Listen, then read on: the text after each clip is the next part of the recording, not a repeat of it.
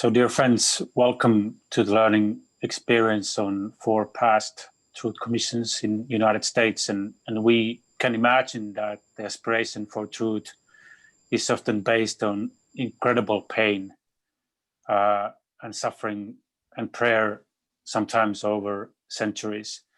And it is a beautiful moment when the truth seeking becomes possible. So we are here to celebrate that aspiration and recognize that currently there are about 40 commissions either being initiated or planned throughout the United States. And we are convening this webinar for you so that you can gather the knowledge from these 4 past commissions.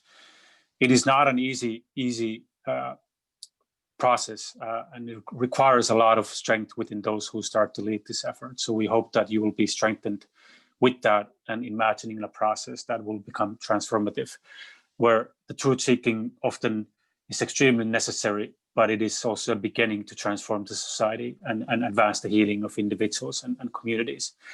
So we welcome you. We have today more than 170 registered participants. We are extremely deeply honored and touched by your interest and involvement. We have participants from 23 different states, from United States, and all the way from around the world. We have from 12 countries all the way from far Asia. I think it's in the middle of the night, so thank you for staying up. We have an incredible group of participants that I want to recognize. We have several commissions and active processes.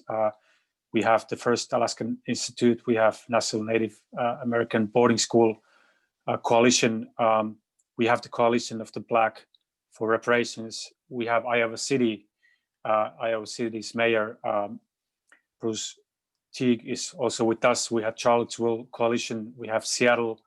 We have Central Virginia. And we have also the U.S. Truth, Racial Healing and Transformation movement with us. So, and also besides these, we have an incredible representation of the First Nations, the Indians, the indigenous people around this country aspiring for truth processes and healing and transformation together with us. So we want to honor your presence as well as possible and be available for you, not only today, but also in the future. So before we close today, we will be asking you a question whether you wish us to continue sharing these lessons learned. And we'll be certainly connecting with you, asking for advice how that best should be done. But still, when these processes are being initiated, sometimes people come back and push back, say that, do we really need this? Is this part of the past? So I have a message for those who are still struggling to figure out whether these processes are necessary. And my message to you is that the question in front of us is not whether truth-telling processes are necessary, but why they haven't happened yet. If a country has a history of hundreds of years of slavery and segregation, if a country has a history of land grabbing, cultural genocide, and assimilation of its first people in a very destructive way, the question is not, do we need a commission, but why it hasn't happened yet. And my message to the white people today is that it is not for you to decide when the effects are over, but you have to humble yourself to listen and learn. And only by recognizing what has happened through healing can actually proceed. So dear friends, I want to invite you to welcome our speakers today. We have Reverend Nelson and Joyce Johnson from Greensboro. We have Esther Ann from Maine Wabanaki, and we have David Ragland from the Truth Telling Project, and we have Christine Cowger and Catherine Reed from NCCIT. And then I have also my dear friend Gail Christopher, who will speak to us about the Truth, Racial Healing and Transformation Initiative. So thank you for coming and attending, and I hand it over to you, Eduardo Gonzalez, to move us forward. Thank you so much, Antti. Thank you all participating from all corners of the world. I was commenting just a few minutes ago how nerve-wracking is it to know who is going to attend when meetings are virtual, but the numbers here keep going up and up. And I can recognize several names of old friends in the list and new friends too. I don't know, let me say, for example, hello to Sally and Paul Bermanson, friends of almost 2 decades, survivors of Greensboro.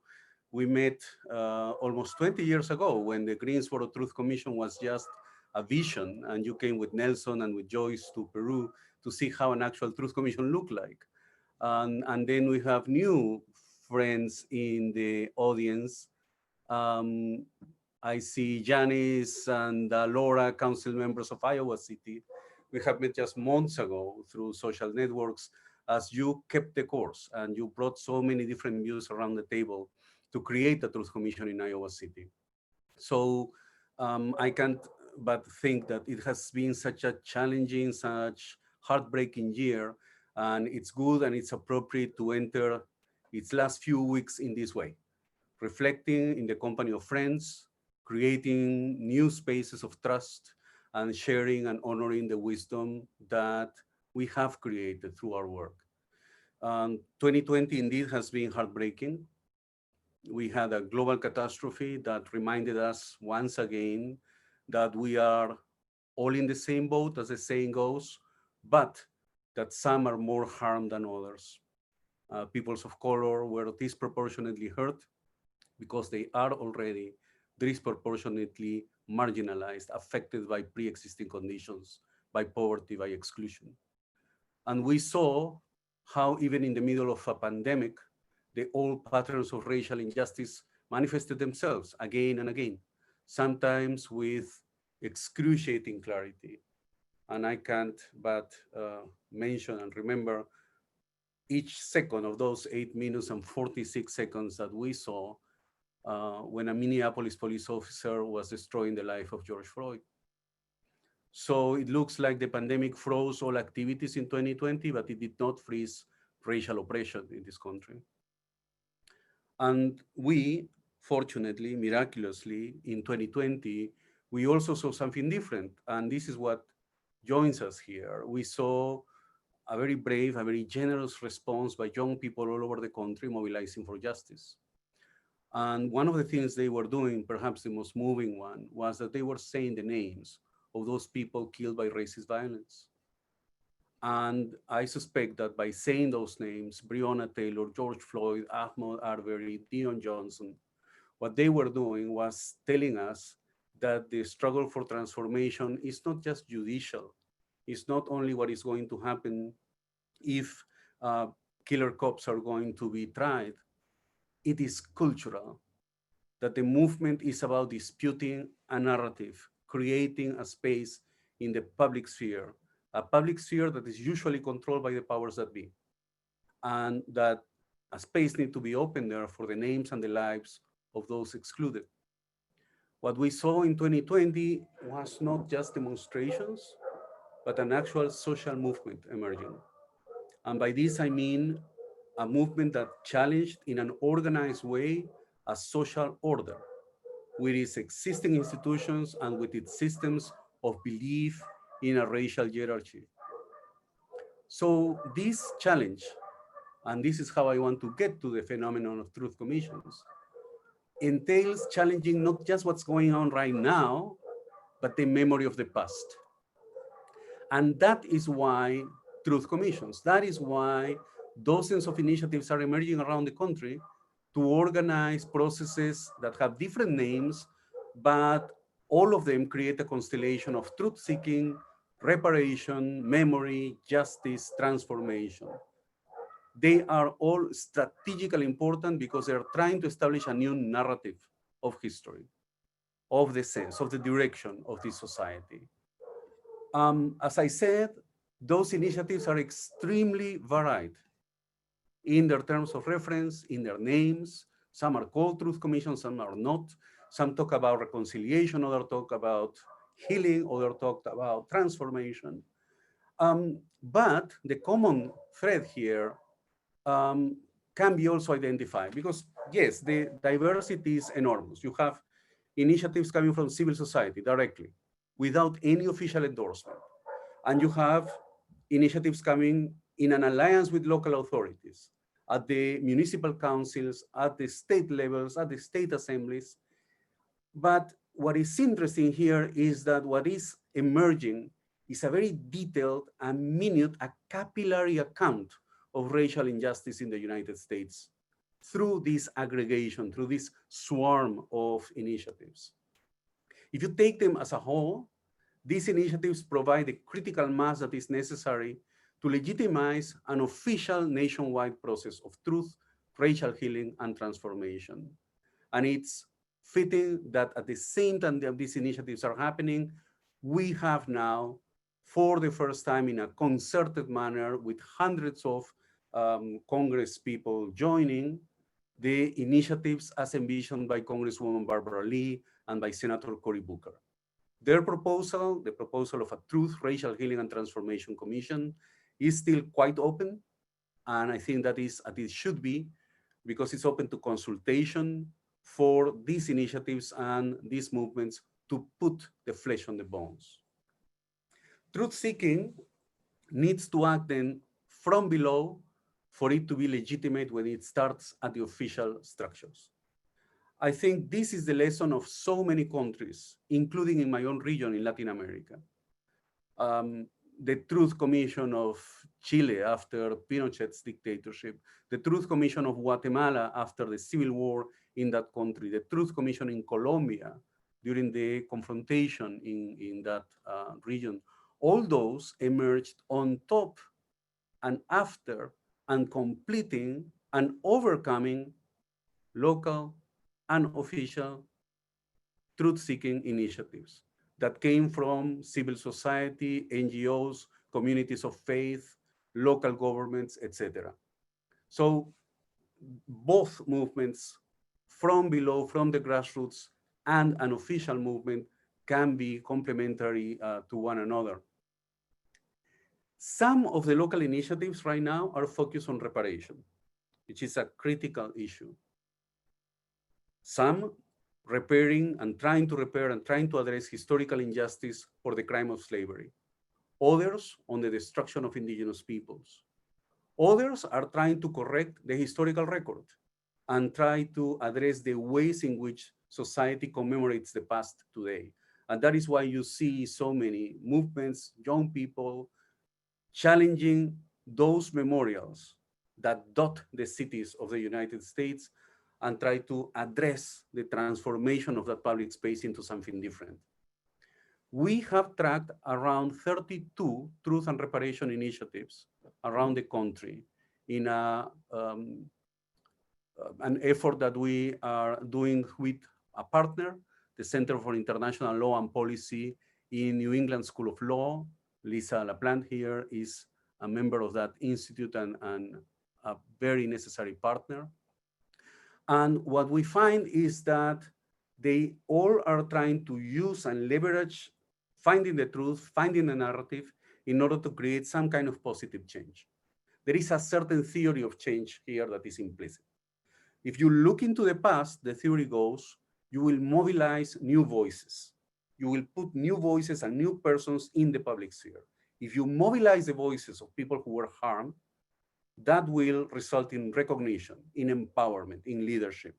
And it is that empowerment that is going to change the equation of what is politically possible. That is what will result in social transformation.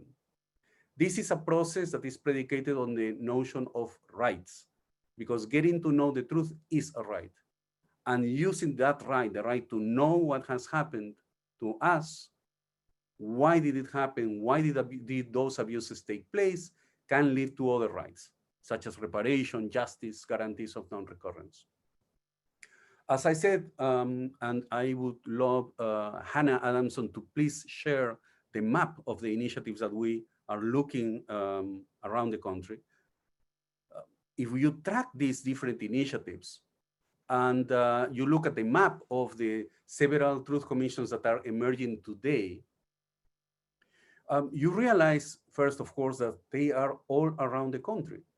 And we have tried, very honestly, to just track a few. We have entered in touch with many. And working with Lisa, we identified those that are in the map, which are about 30.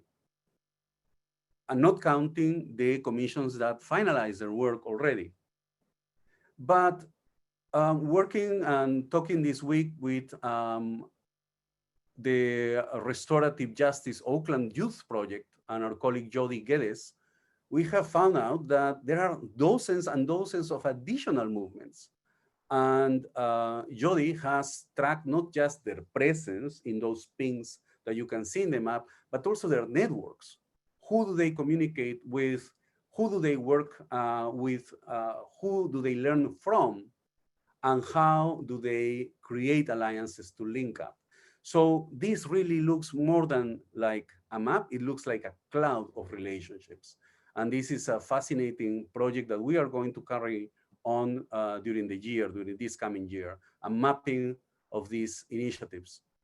One of the most interesting things about this field, the field of transitional justice or dealing with the past, is the enormous capacity that particularly truth commissions have of learning from each other. We in Peru learned directly from the Commission of South Africa, created at the end of apartheid.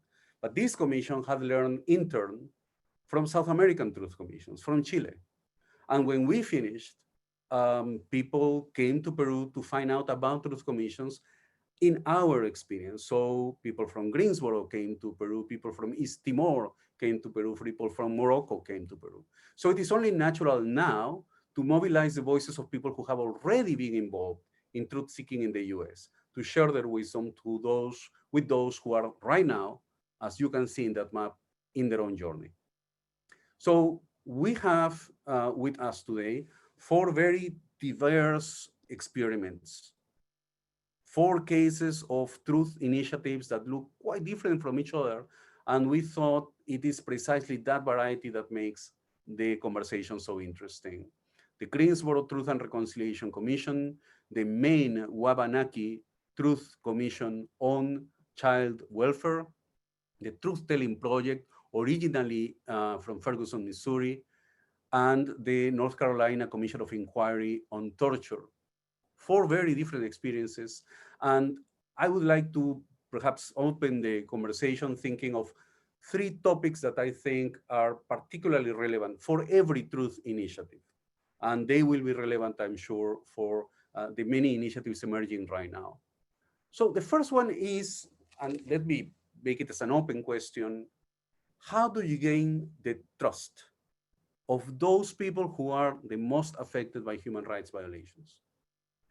How do you build real partnerships between your initiatives and those who honestly have all the reasons not to trust, not to believe? And from Greensboro to the Commission of Inquiry on Torture, to Ferguson, to Maine, how do you establish trust? A second point that is important and is completely linked to the question of trust with survivors and with victims is, how do you build legitimacy? How do you build authority? So many initiatives are emerging from civil society directly. Some of them, fortunately, have support from established institutions, from political leadership. Some not. Some do not have this consistent support. So how do you build on the basis of new voices, on the basis of new testimony? How do you build credibility? How do you ensure that people who come for the first time to this issue think this is a credible institution, this is a credible effort? So how do you build that authority?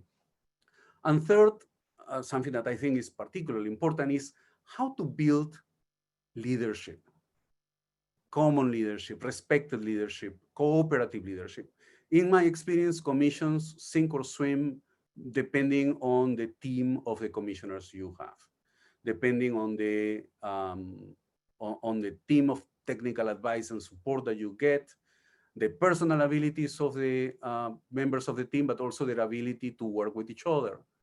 And every time a Truth Commission is launched, I get the same question: how do you select to ensure that you are going to have people who will be there for the duration of the effort and after the effort too, given that Truth Commissions leave very long stales of action and activity. So how to build that? So I invite you, friends, partners, to address these challenges, if you may, of course, or proposing a reflection in the way you see fit, since every initiative is so different from each other.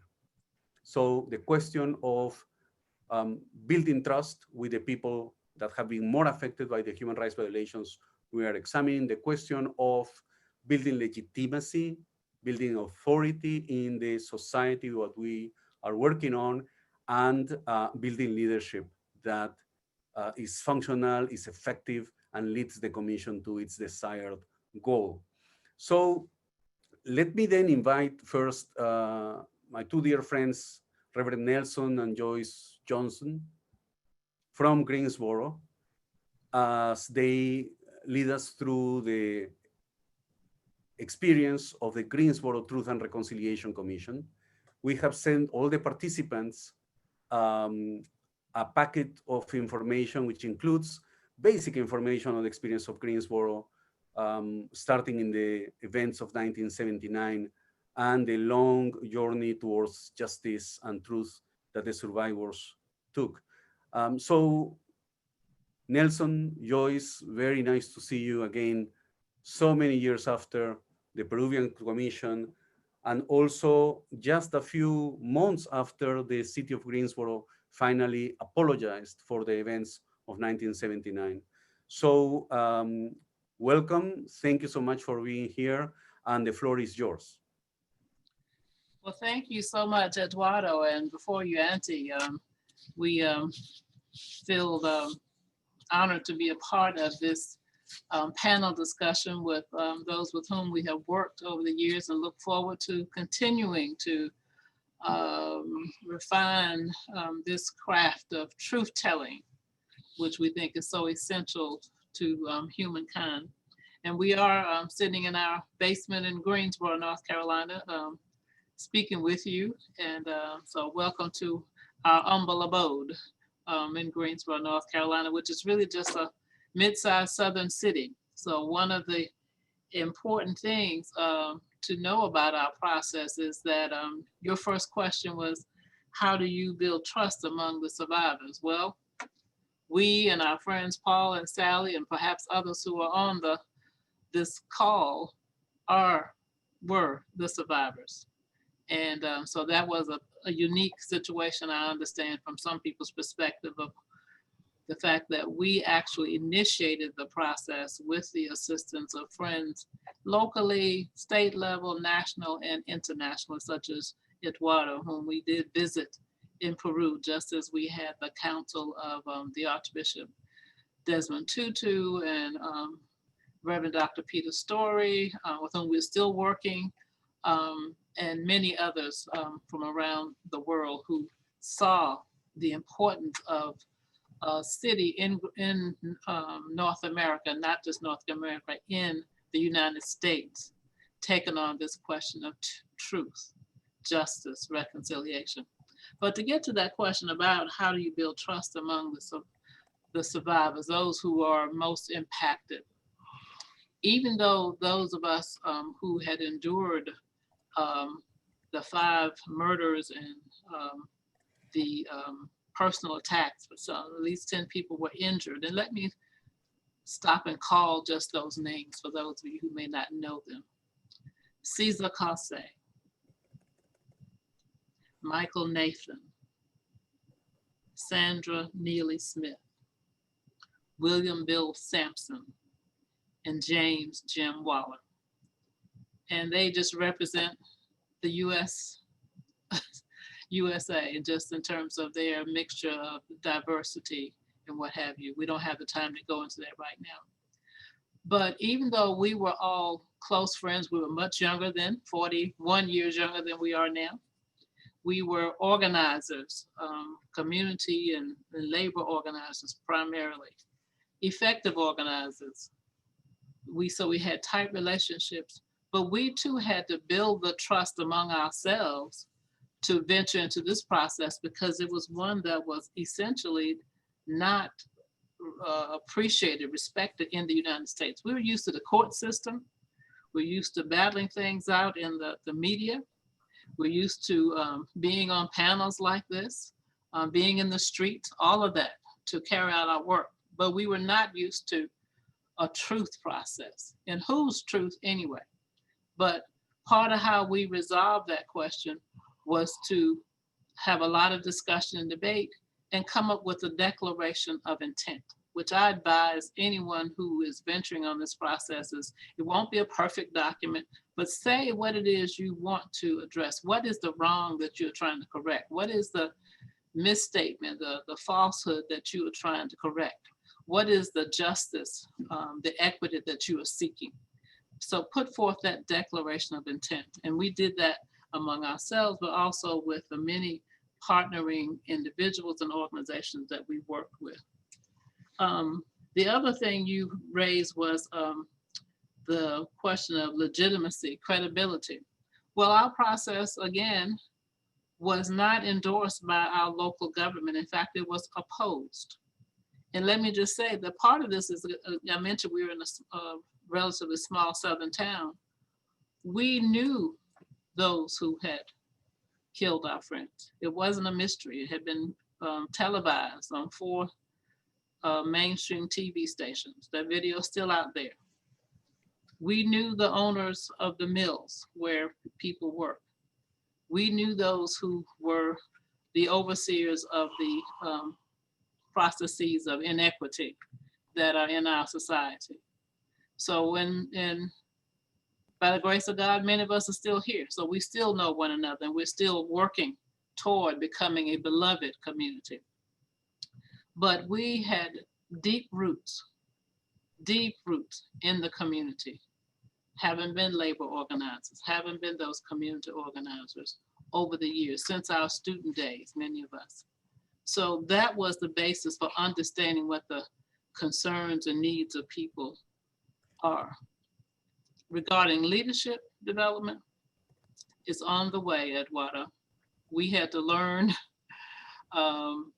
how to formulate things, how to convene meetings, how to sum them up, how to put things forth that were consistent with the hearts and desires of the people with whom we were working. We had to figure out how to even put together a truth process. And again, we had help from South Africa, from Peru, from the International Center for Transitional Justice, from the one primary foundation, the Andrews Family Fund, that began to fund us modestly after a period of time. But so much leadership has come out of this truth process, and we're just happy that we're able to offer what we have learned now to others. And I just want to wrap up my comments and then to bring in Nelson. Of course, Eduardo, the questions you asked were not the ones I was prepared for, but that's fine. That's fine among friends. So, but some of the basic problems we faced initially was just disbelief that this could not work. But we were able to overcome it by working with people intimately, day to day. There was that distrust. And quite candidly, because we were not funded by any government, we were not funded by any established entity, our main support came from local churches and some of the national church formations. It came from student volunteers from some of the universities and some of you are on this call that came and lent your assistance. But we did this work with almost no money. I don't advise that. But being a believer in making a way out of no way, if you're clear, this must be done because the courts have failed us, as I said, the media had failed us, all those established systems had failed us. But we knew that the truth was real and we need to pursue the truth. And we believe the truth as a basis for setting us free. So we made it through. And the final thing is that we didn't have governmental support, but we had the power and assistance of the people. And that is no small thing. I'm glad you mentioned, Eduardo, that building from the bottom up is so important. It really is. So the people's voices are a lot of what sustained us. And that is how we continue to carry this work, even though the commission rendered this decision, its report in 2006, May. We continue with this work in terms of the implementation phase, including finally getting an apology from our city. So let me cede the remainder of the time over to Nelson to add some more features of the Greensboro Truth and Reconciliation process, the commission, but really the process. Thanks. First, I want to thank Eduardo and the university for opening up this space. And I join the view that in this period, there's enormous potential and possibilities in front of us because the society is destable. It can't quite go back to what it was, and it doesn't know where it's going forward. But wherever it goes, we believe that it has to be rooted in truth. And one thing that I learned from you, Eduardo, was the concept of community truth. The community doesn't generally know its own truth. So that is a process.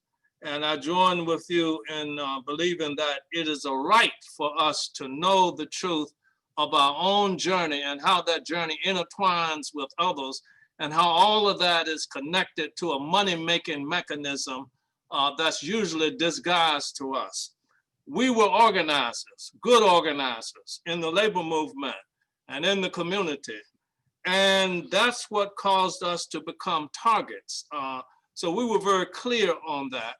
And the Klan and Nazis passed out, shouldn't say Nazis, literature in the factories where we worked, saying that union was a little more than Black people trying to get in charge of white people.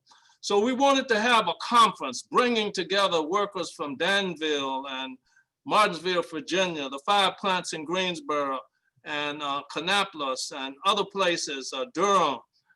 And this was the coming together of a multiracial group of workers with a historically Black community that's been the seat of the sit-in movement and good work that we had done over the years. So it isn't just some mean people ran in and did something. It was tied to really the founding industry of this city, which is textile. And with struggling to change the way schools operate, all of this was in play. The Klan and Nazis came in and opened fire on a starting point that was to end in a conference. Most people in Greensboro now have no idea that the whole point was a conference. And we were marching through the Black community in order to gather up more of the people we had worked with over the years so that we could have a rich conference on racism and on how to engage that. So I want to speak to the opposition and how we dealt with it. There was strong opposition to the truth process. In fact, people said things like, what can we learn from Africa? Which was ridiculous, or from Peru or any place else.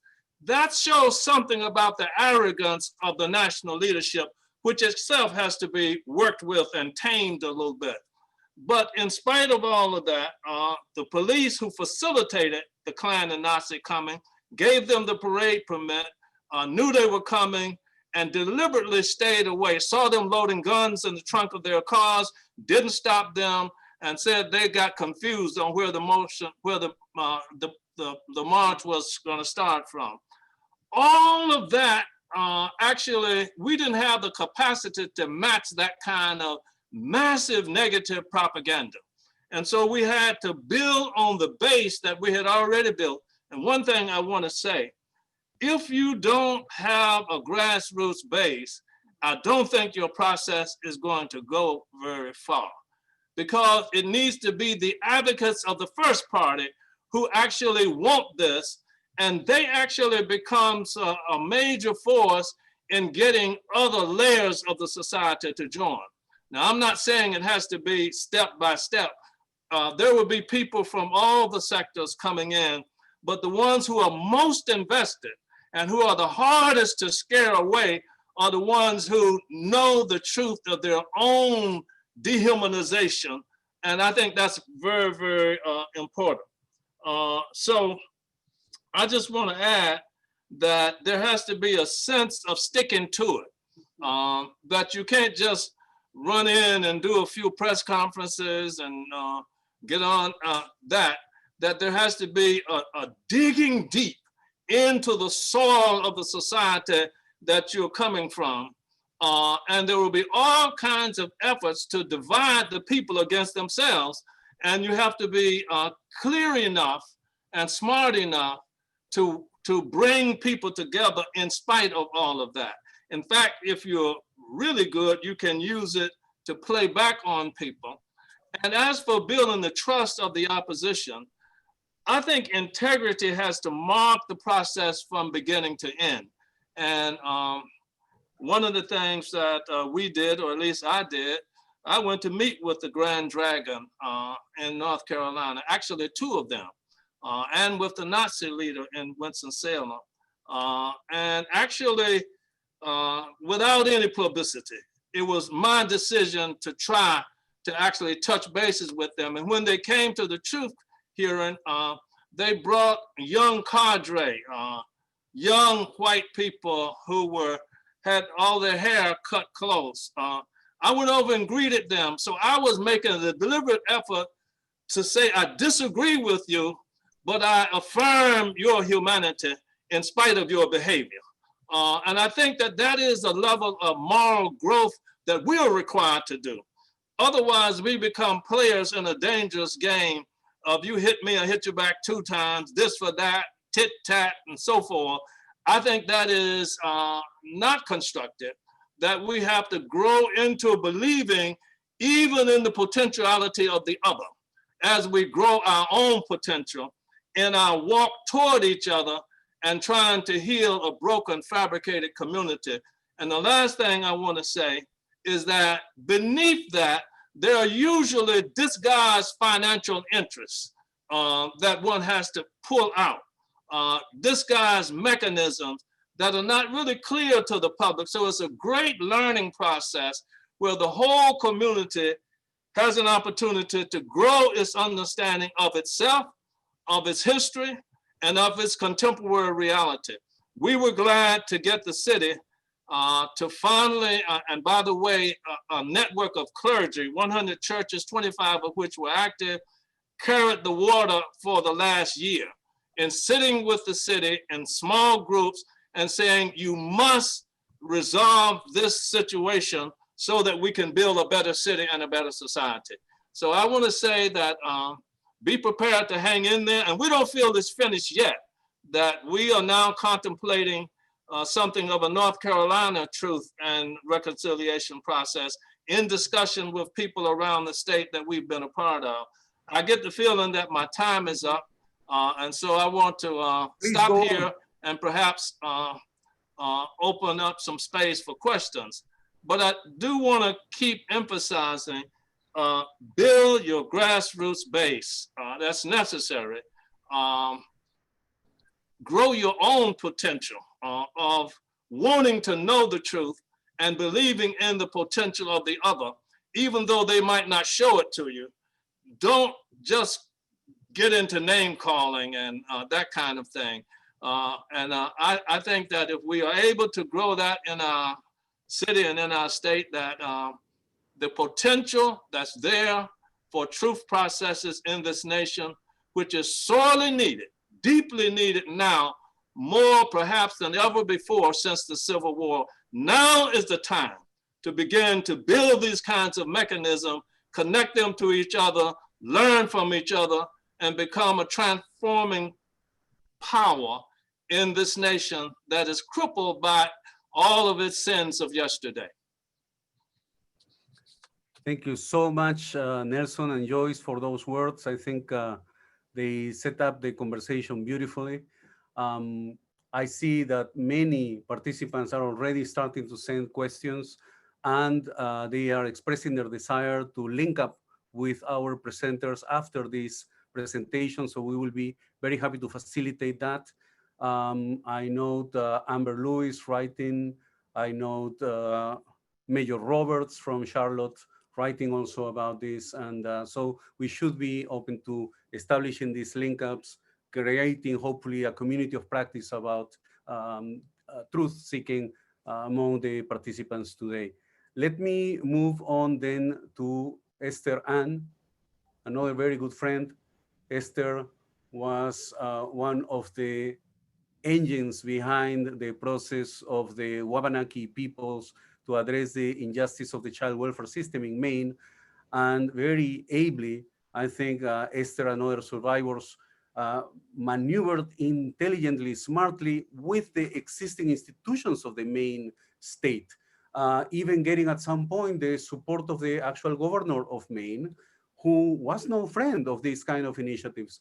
So my second question, the question of authority, of building legitimacy, is probably the one I'm thinking more of when I give the floor to Esther. Esther, welcome, and we wait for your presentation now to illuminate us.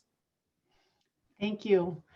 Kwe Intliwiz Esther Ann, Chquabanakiig, Beskumogadi Nil, Nujeyo Zibayig, Nurebeg Zibayig, Wigu Alnabe Menahan, Banwabskewi. My name's Esther Ann. I am Wabanaki, the people of the place where the sun first looks our way. I am from Zibayig, which is on the edge, literally means on the edge, and it's the people that Passamaquoddy, the people who spear pollock. And I live here at Alnabe Menahan, Indian Island, with the people of the White Rock, so the Penobscot people. And I'm happy to be here today. So I just first of all want to give so much gratitude to Eduardo and the Johnsons, and as well as Jill Williams from the Andrews Family Fund, which Joyce had mentioned, that helped us in the initial stages of funding. And also a shout out to Pat Clark and Lisa Magarel. They really helped us in the beginning. The best piece of advice that we got was from Nelson, when he said, you need to be strong as a group. And he reiterated that advice just then, because we faced not only a lot of racism, but we really faced a lot of internalized oppression within our own tribal communities. So when we think about how to gain trust and how to establish trust, there's different levels of that trust. We had to gain the trust of our own people. And that was accomplished by I think somebody mentioned integrity, by the integrity of the people who were organizing this, who were around the table. And it was mostly women, social workers, mostly Native women. And we had come together around this issue of the high rates of Native children that were being taken into care. So to gain trust of tribal people, it like I said, there were different levels. We had to gain the trust of our people, but we had to tell them that this process was trustworthy, that this process that we were engaging with the state was a partner in was trustworthy. That was the hard sell, because there's so much mistrust because of the injustices that have happened. The state of Maine was not, was one of the last states to allow Native people the right to vote in state and local elections, and that wasn't until 1967. When we talk about the narrative here in Maine, the narrative is that Native people can't take care of their children, they can't manage their own affairs.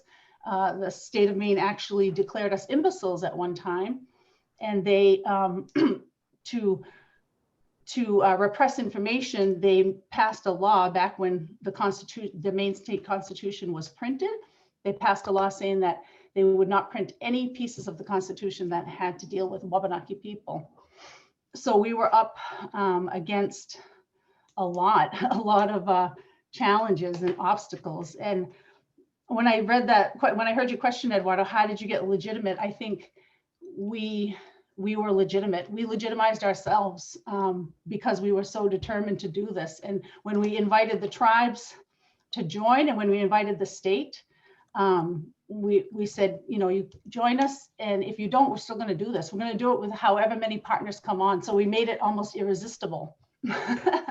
Everybody wanted to be part of it, so nobody wanted to be left out. And it's interesting because the process that we set up, that we put in the mandate, the commission selection process, was tribal and state together, equal partners, selecting these commissioners.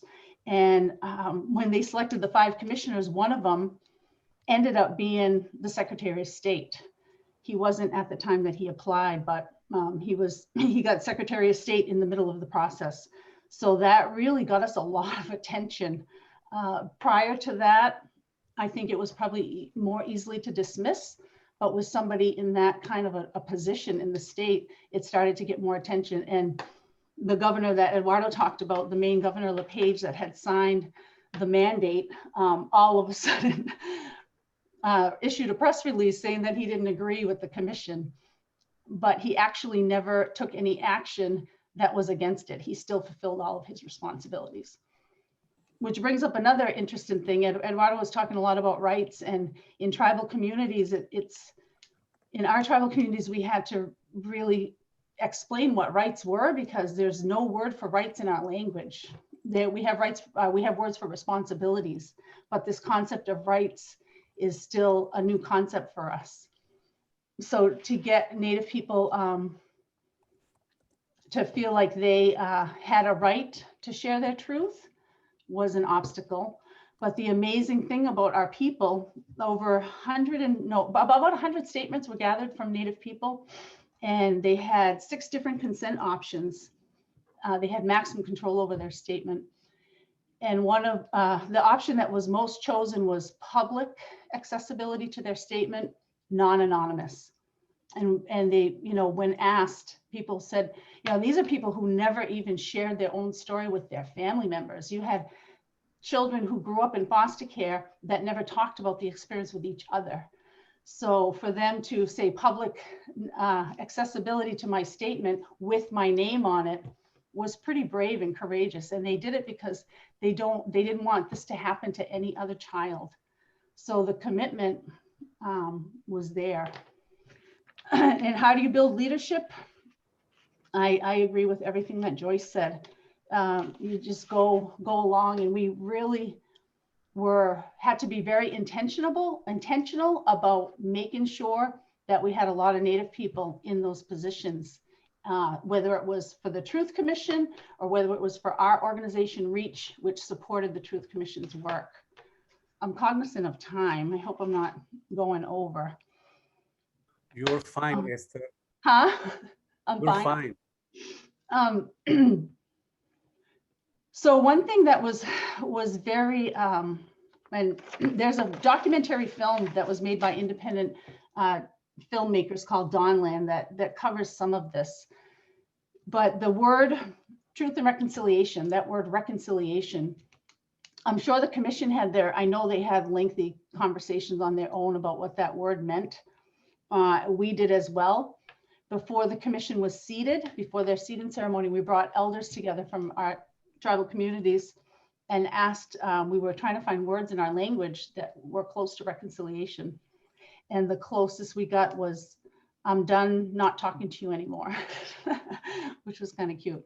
But that word, as problematic as it was, and the problem was in the interpretation, people's perception of what that word meant, and how important that action was.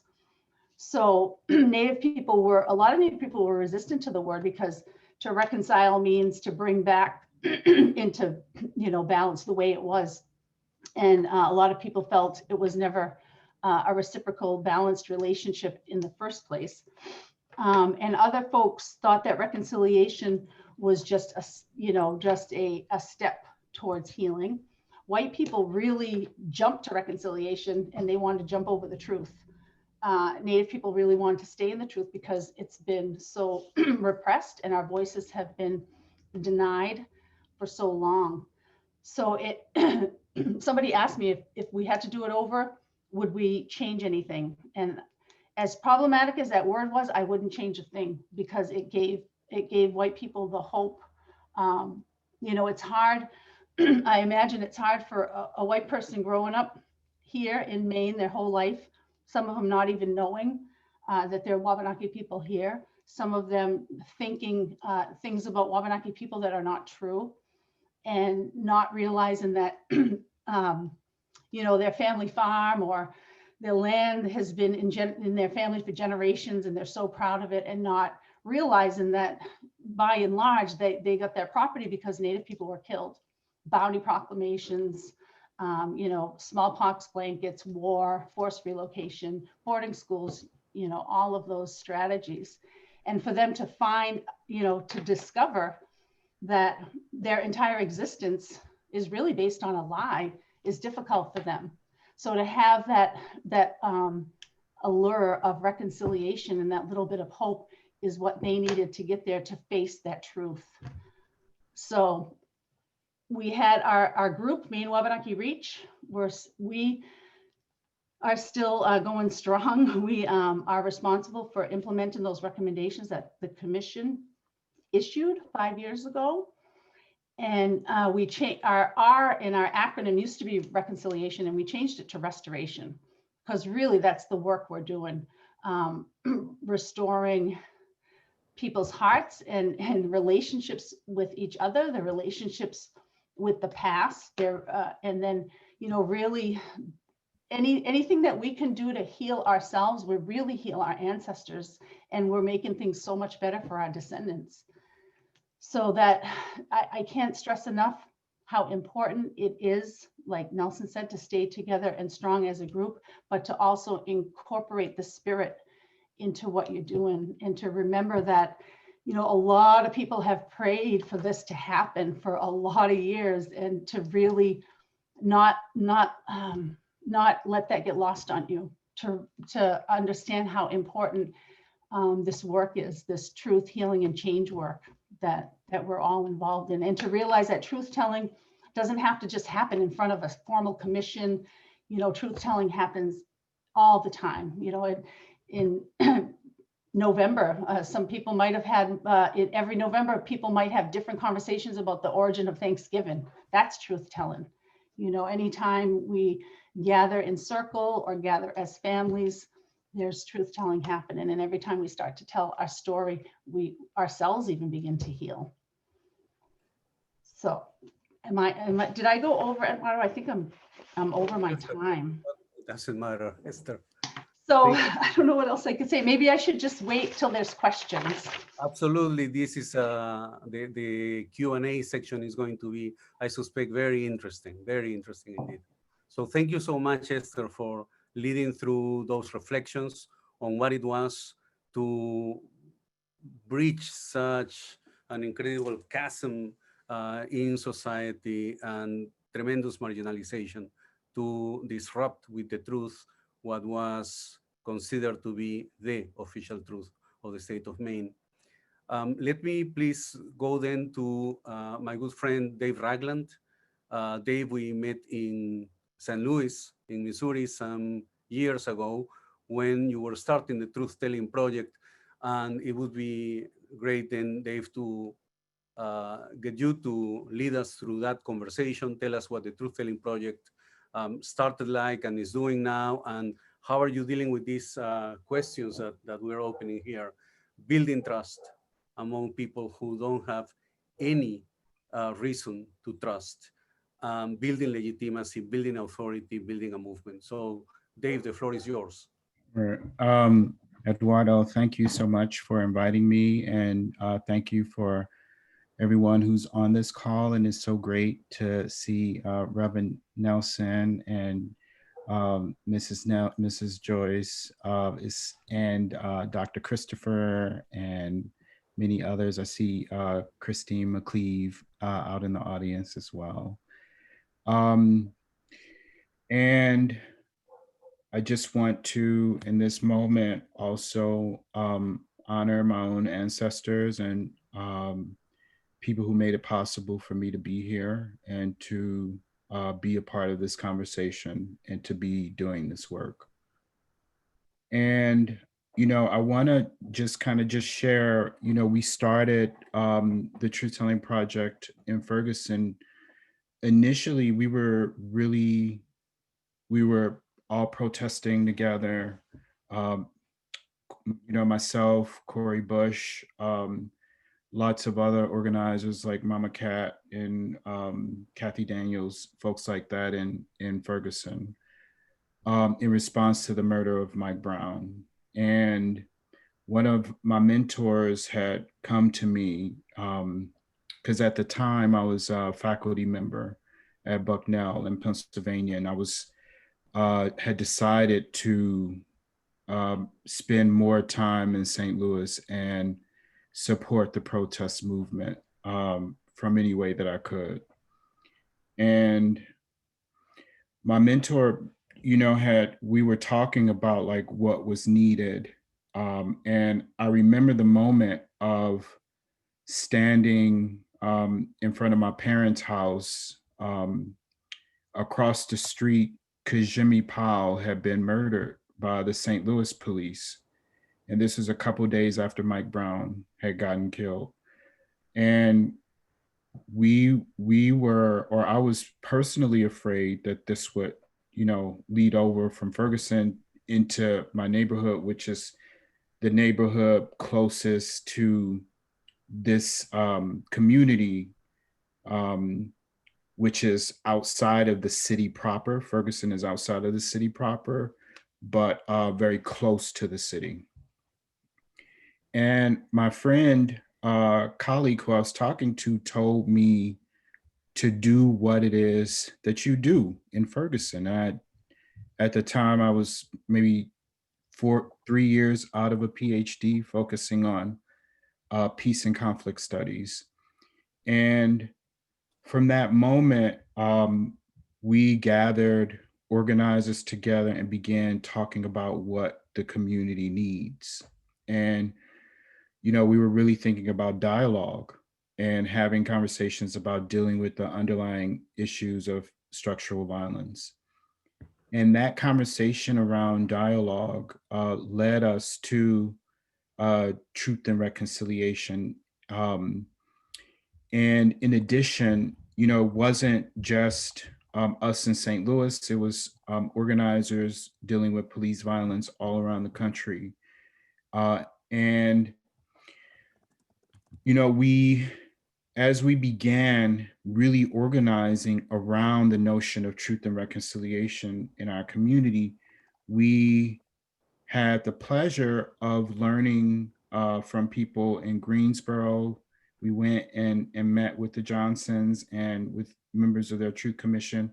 We had been in touch with Bishop Tutu and people who had worked on the South African Truth Commission. And we have been working closely with Eduardo and others from ICTJ when he was there at that time. And Fania Davis, who founded Restorative Justice for Oakland Youth, were all big supporters, as well as Bernard Lafayette. And lots of other leaders in movements for Black liberation were really supportive. And we came to a point after doing some of the first initial dives in our community that we needed to focus on truth telling as a process, given some of the responses from our community, even after education, and given the notion or the issues around reconciliation, particularly legitimacy of a state after a particular conflict has ended. But we were really dealing with police officers. And as we kind of see like the trajectory of the movements on the ground over the last decade, we can see how little has changed, and the way that police are bound up in our legal systems. And what we felt like was we didn't have a partner for reconciliation. But we did feel like we were interested in reconciliation. And even though law enforcement and public officials who supported law enforcement believed that what they did was right, at least in public word, we felt, and many of the activists felt, that if they were to be sitting in conversation with police, they would be re-traumatized and targeted. Many activists, including organizers who I've worked with and continue to work with, have been and continue to be targeted by police.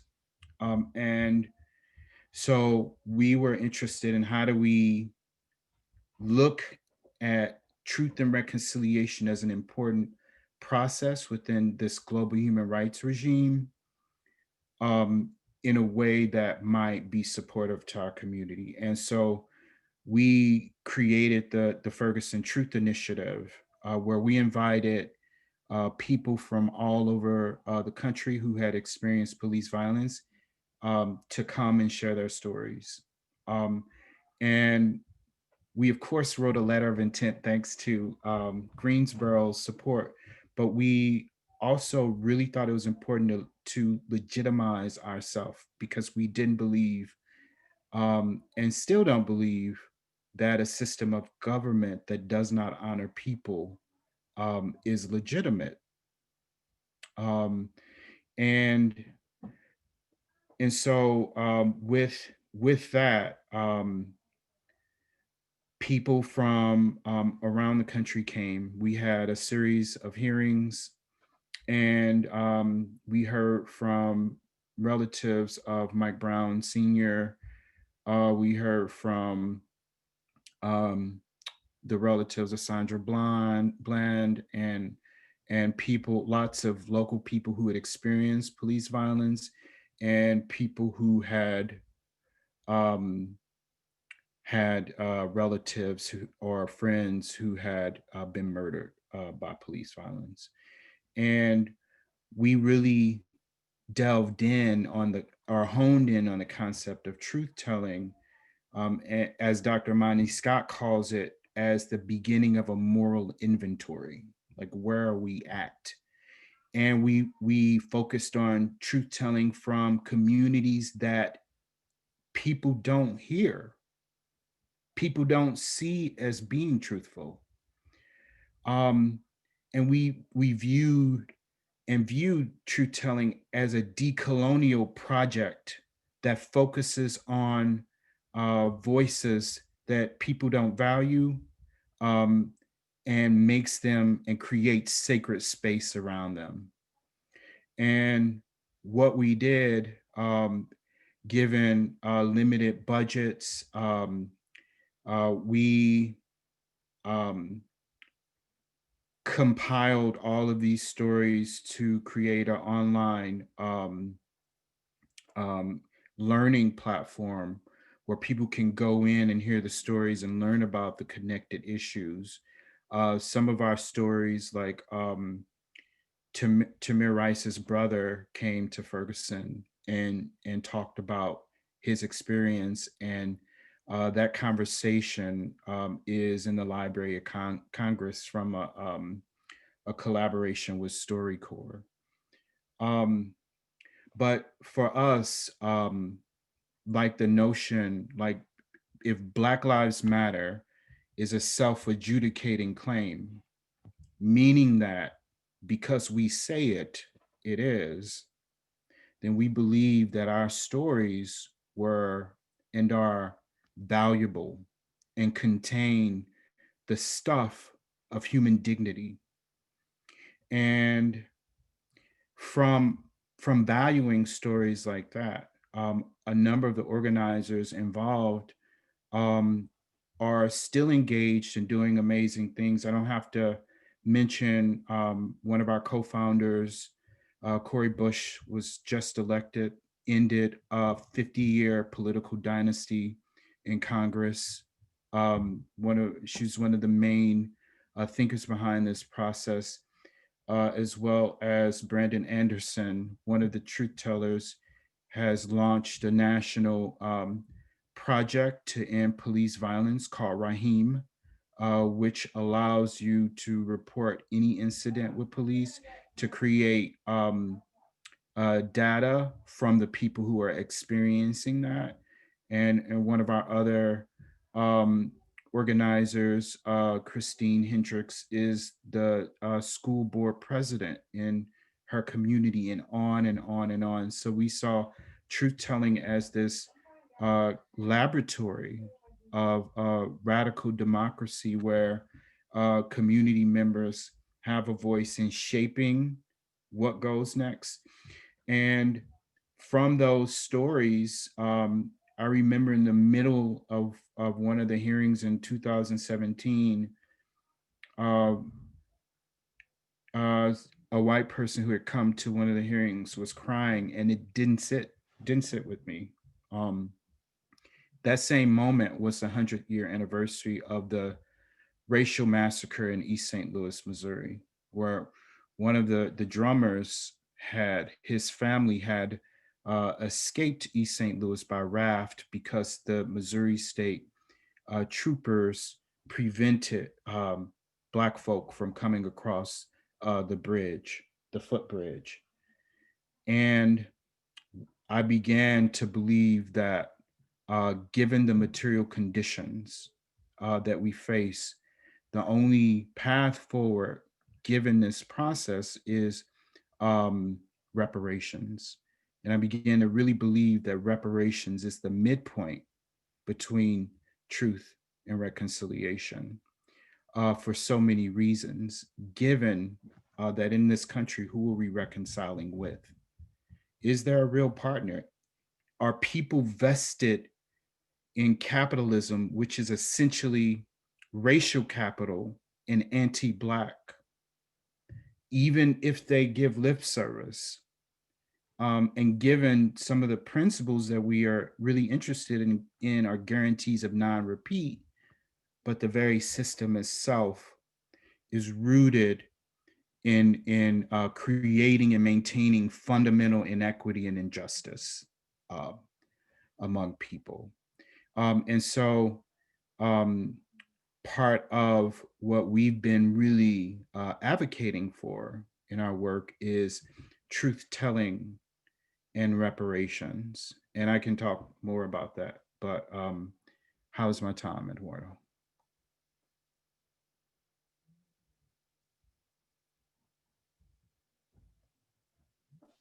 Eduardo, you're muted. Thank you, Auntie. Yes, thank you so much, Dave. I could continue listen to this. In fact, we have done that, long conversations. And I think that our colleagues and friends participating are going to be sending numerous questions. Let me then please go to our last speakers among the presenters, and then we will open the Q&A with an intervention by Dr. Christopher.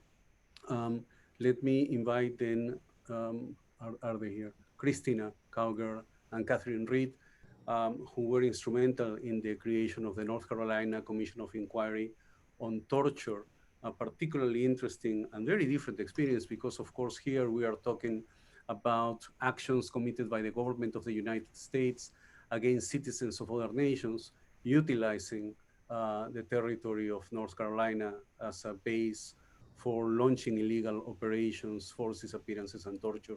So, friends, Catherine, Christina, the floor is yours. Thank you so much. I'm going to start out and then Catherine will follow me.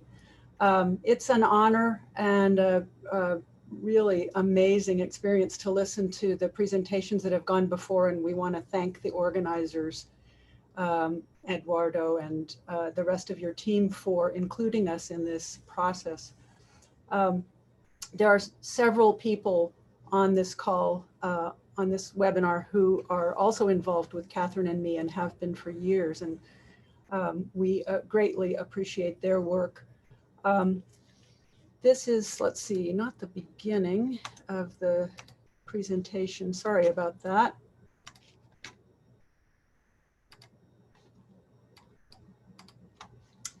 Okay.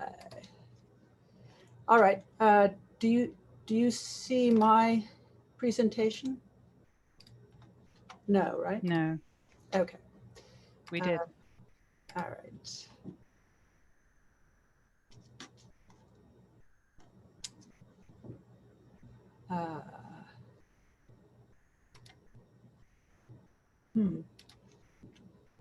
Share. There you are. We do. So because this is not an issue that's been in the news very much, I just wanted to briefly recap the situation that we've been addressing with our truth process here in North Carolina, which is the US rendition and torture program that was set up shortly after the attacks of 9/11, and the specific role that our state of North Carolina has played in that. And to propose that accountability for this program of essentially kidnapping for torture is really an act of resistance against the larger so-called war on terror that the US government has been conducting since 9/11, which is really rooted in getting the American people to dehumanize Muslims in their minds and to subscribe to Islamophobia. So just to recap real briefly, shortly after the attacks of 9/11, when Vice President Dick Cheney announced that the US would be working the dark side in its counterterrorism, the CIA set up the first of a series of secret prisons overseas, which are called black sites. So these are prisons first in Thailand and then in Afghanistan and Eastern Europe, and even a couple in Cuba that are not Guantanamo Bay Detention Center. And we learned when the Senate Intelligence Committee investigated this program and partially released its report in 2014, that the CIA had held at least 119 and probably more prisoners in these black sites in 6 different countries, and held them incommunicado, basically disappeared them so that their families did not know where they were, what had become of them. And there was no access, of course, to a lawyer or to the International Red Cross. So they were held for the purpose of interrogating them using torture in order to extract confessions from them. And so some of the techniques of torture were so-called no touch, where, for example, prolonged loud music with weird noises and loud sounds was administered with headphones you couldn't take off. Or people were kept in stress positions for days on end on their tiptoes so that they couldn't go to sleep. But there were also violent tortures, beatings, various forms of water torture, sexual humiliation, extremes of heat and cold, rape, and some killings in these black sites. And in order to carry this network out, the CIA set up what came to be called a spider's web of aviation. So North Carolina's role was at one end of that spider's web. And planes took off from here, they refueled overseas, then they went on to 3rd countries where security forces would hand over a prisoner to the CIA. Then that prisoner would be flown onward, either to one of those black sites or to a US allied country. Morocco and Egypt were a couple of the main ones where proxy security forces tortured and interrogated the prisoners on behalf of the CIA. And North Carolina's role in that was really to make our public airports available as a base for those aircraft to be housed and for them to take off from and land, both in Smithfield, which is just south of Raleigh, and then Kinston a little bit further east. And this so-called private aviation firm, Aero Contractors, operated then and still operates out of a small regional airport in Smithfield at the Johnston County Airport. And it holds itself out as a private aviation contractor, but is in reality an arm of the CIA. Together, Smithfield and Kinston airports were the base for at least half of all these extraordinary rendition missions, renditions to torture, as documented by the Rendition Project from the United Kingdom. So without the North Carolina role of pilots and planes housed at our airports, the torture program literally would not have gotten off the ground. And looking at who the people were who were taken prisoner, and this is just a handful of them assembled by a group at UNC Human Rights Policy Lab. These are pictures from narratives that that group also compiled of their stories. Many different nationalities, many different walks of life, all different ages, all men except for one woman whom we know of who was pregnant at the time that she was rendered, and that's her son. The one thing that they all had in common is that they are all Muslims. So when North Carolina citizens found out about this going on literally in our backyard, we began to protest and call for an investigation. And with the exception of a few state legislators, all officials at every level of our government really have ignored this, this request for investigation. So here's a local resident in Johnston County speaking to the Johnston County commissioners who run the airport where this Aero Contractors is based, reading a letter from the wife of one of the survivors of CIA torture who was rendered using an airplane housed at their airport. And the wife, Khadija Anna, is calling for them to acknowledge what happened to her son, her husband, sorry, and to apologize, which they refused to do. That's Mr. Abu El Qasim Britel in the picture up on the right. So over the years, starting in 2006, we met with all the governors except Pat McCrory, who wouldn't meet with us, the attorneys general, starting with Roy Cooper, who is now our governor, and his current attorney general, Josh Stein, provided them documentation at every step of the way, many meetings with top aides, and zero public statements, no actions, even to acknowledge that it's a problem for our state to be supporting torture.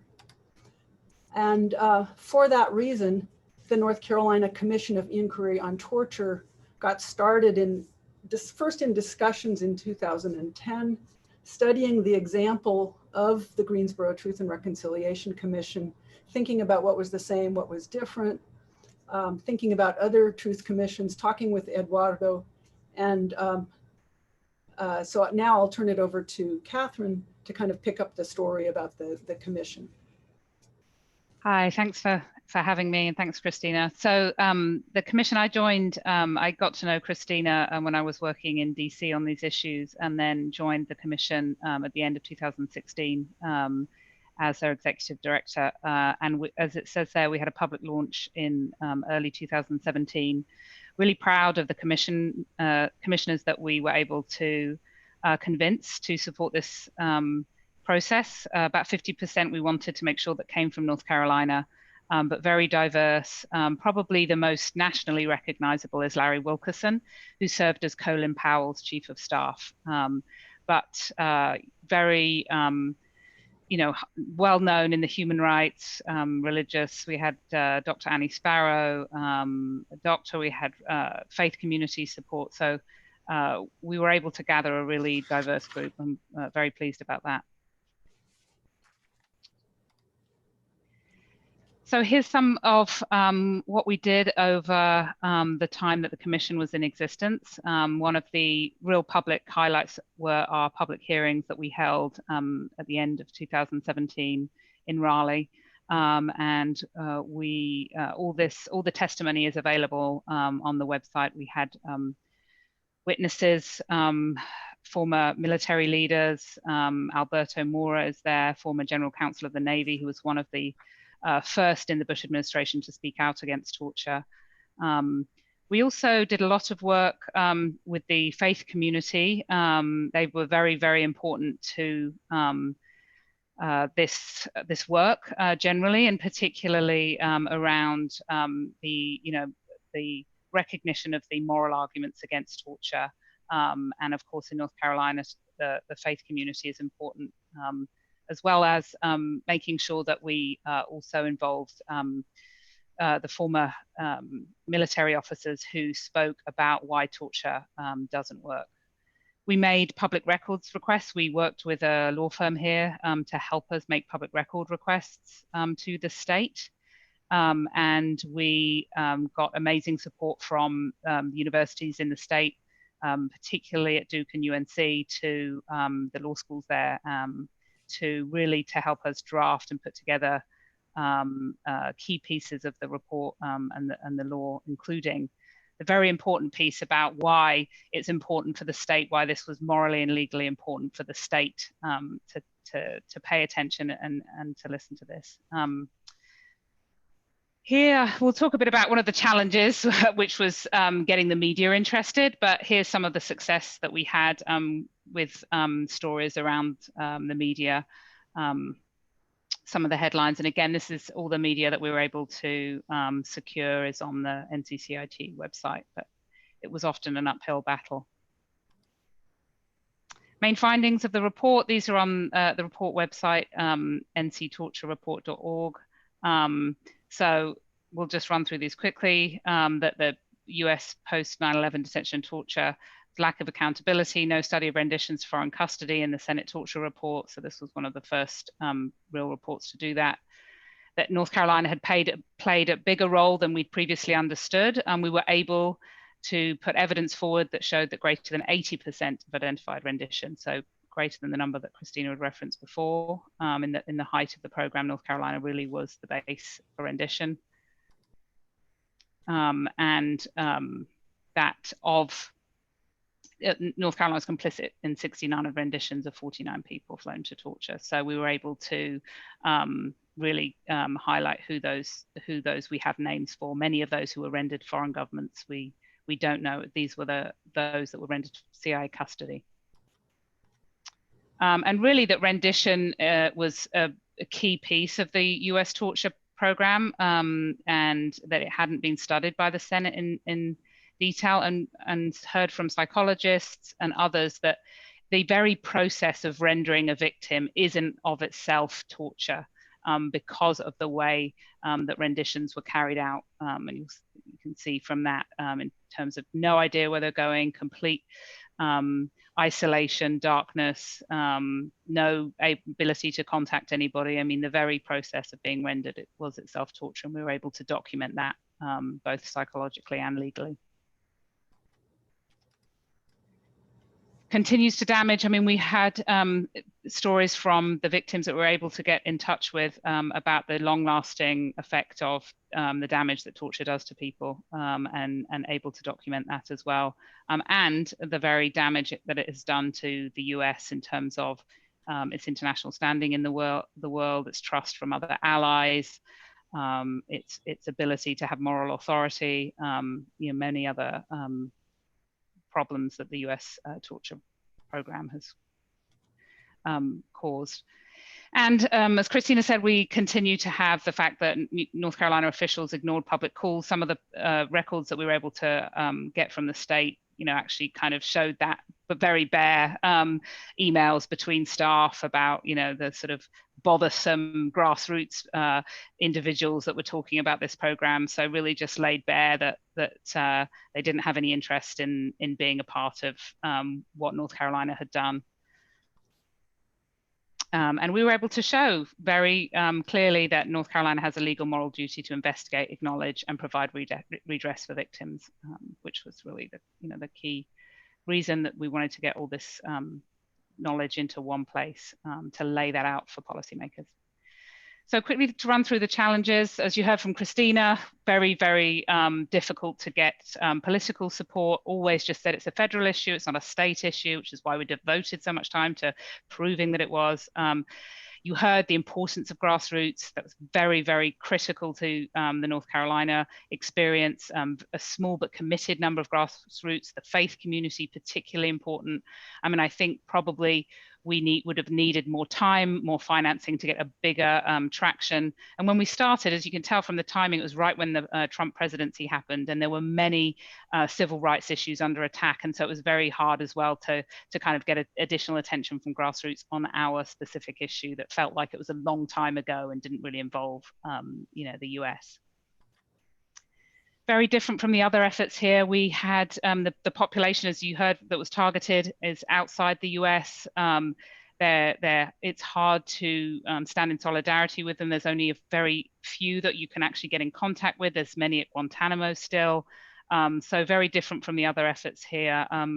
We were able to make contact with a few, including the wife, as you heard earlier, of one of the victims that were really powerful. And we had several of those speak at our hearings. So that was one of the features that we tried to overcome that challenge. And then we also had the real reluctance, obviously, of US Muslims who felt under threat, didn't want to stand up and be very loud against US policies here. But obviously, the very fundamental aspect of Islamophobia is one of the very reasons that the US was able to carry out this program. And so it was really critical. But I don't know that we were really ever able to find a way to bring in the US Muslim population in a way that would feel that we'd sort of cracked that. As we said, very hard to get news coverage, dismiss state efforts, citizen-driven efforts, very challenging to get attention to them. Decided it was not newsworthy. We're actually, I think, able probably to get more high-profile stories in international media, including 2 documentaries. But on the state level, it was a challenge, and I think that it made the work of the commission and gaining more attention and traction difficult. And then it's really hard for many Americans to believe that the US government would engage in this. Cognitive dissonance requires forgetting. And there's just, they didn't believe that the US could do this. And if they were able to believe it, some of the feeling was, well, they deserved it. They were terrorists. That was sort of the mindset, or we only did it because it worked. There was a narrative around that we had to break through too. So it was also convincing people that it wasn't helping keep them safe, which was the narrative that was coming from the Bush administration, which was a challenge to have to work through that process as well. So I'll pass back to you, Christina, for. Okay, well, I won't take too much longer. I know we're short on time. I just wanted to run through a few other recommendations. As Eduardo was saying, the team is really key. So the panel of commissioners in our case was an important part of the team. And we have gone to our commissioners many times for things like signing op-eds. It's easier to get an op-ed placed when one of them or 2 of them are the signers. And it was important also to do some things to kind of build cohesion among the commissioners. So for example, setting up a private briefing for the commissioners ahead of the hearings from an expert in our field was really helpful. Conference calls, Catherine organized some way to try. They're busy people, so you can't take too much of their time, but at the same time, you want to get them sort of, on board as a group and also with the subject matter. And then I can't say enough about how much help we got from law school clinics, both at UNC and at Duke. A lot of help in drafting our final report, in preparing the narratives of the torture survivors and victims. Also, we found university political science departments to be a good source of both interns, really capable interns, and also turnout for the hearing, and expertise. So academic specialists were also a category of people that we turned to for expertise on human rights. And psychologists, in our case, people with experience treating survivors of torture, were really important to help us understand both sort of the experience and also what might be required for for a genuine apology.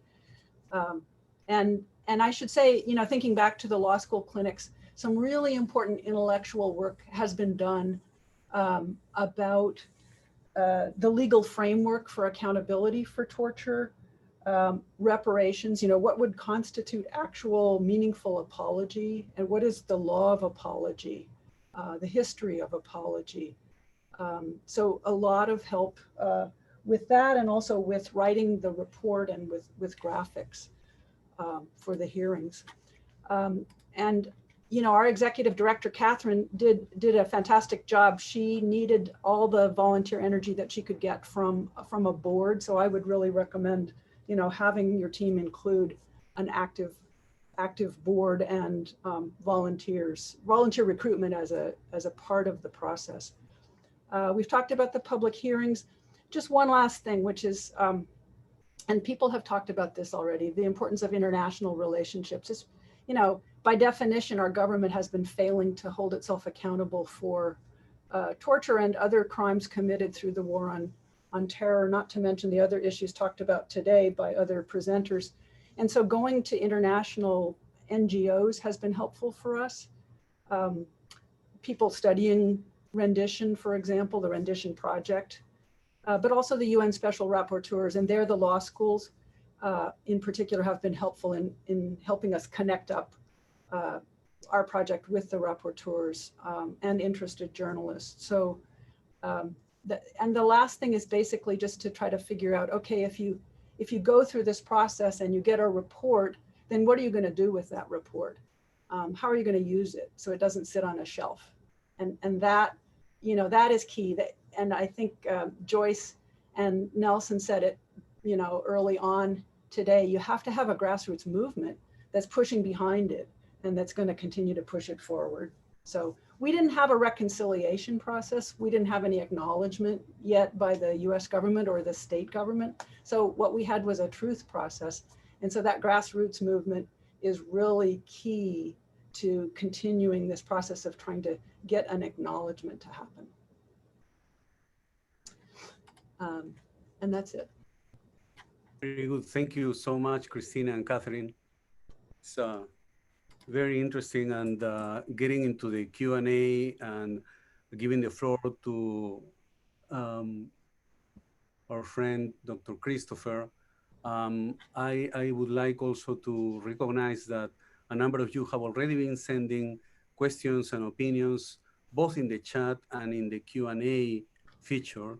And if I could attempt to just group these questions, I think a number of questions have to do with the issue of conditions of participation, taking into account that people are participating in conditions of lack of safety and conditions of trauma.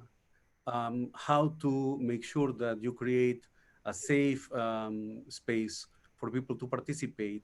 These alliances with mental health specialists seem particularly important, and I think this is something perhaps where we could abound.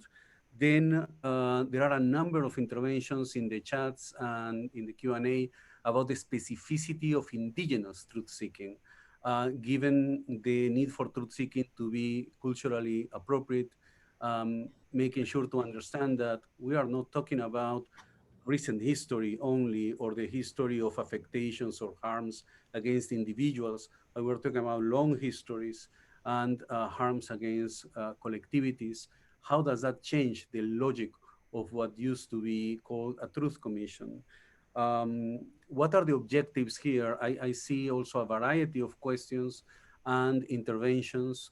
And of course, among our four speakers, we have heard different iterations of the notion of change and the notion of transformation.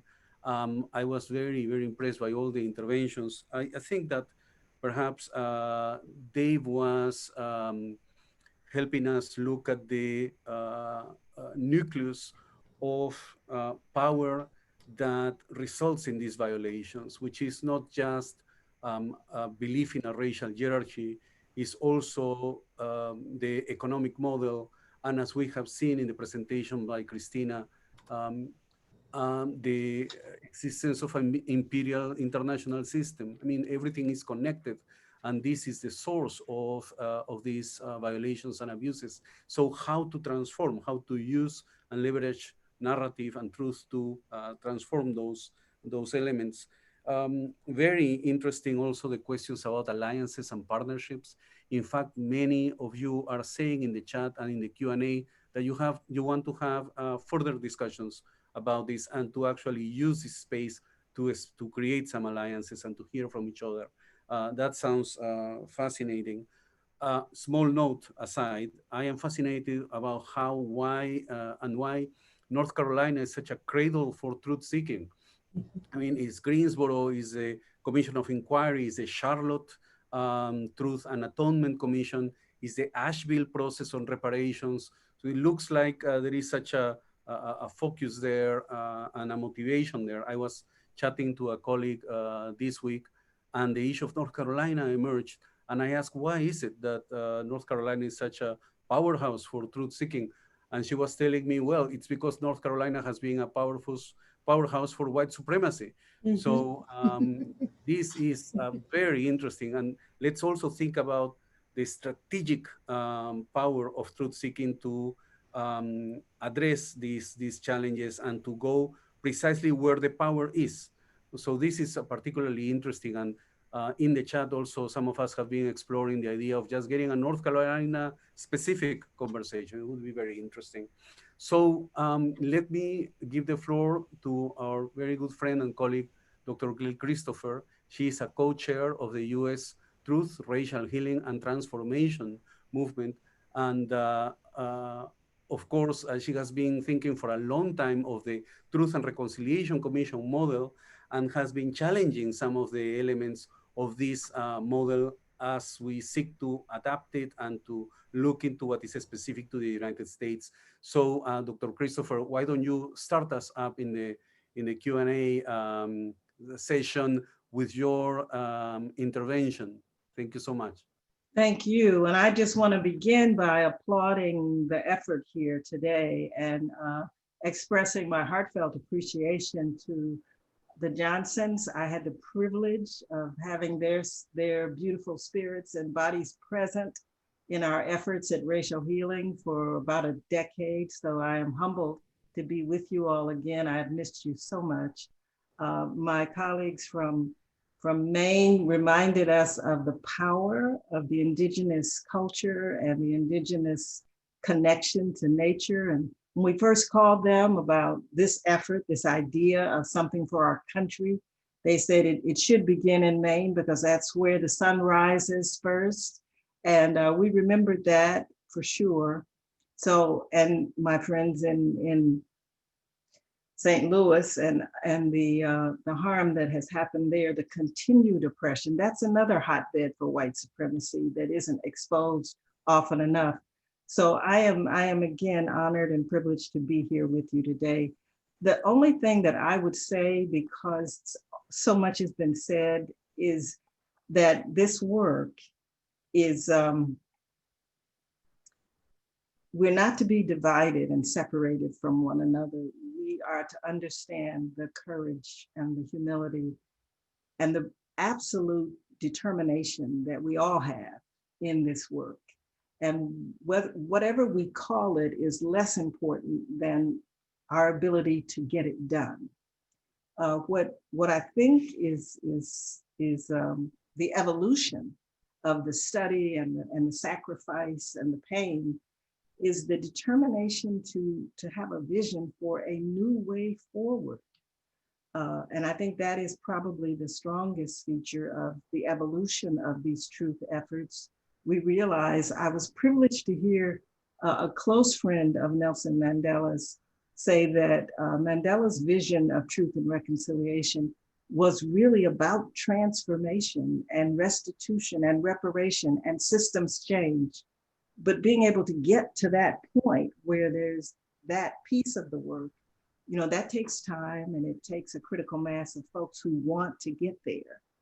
And so I think that we're all sort of in this together. We're swimming against a tide, a deeply embedded and long entrenched tide of a culture that has permission to devalue human beings based largely on physical characteristics and religion and gender and identity.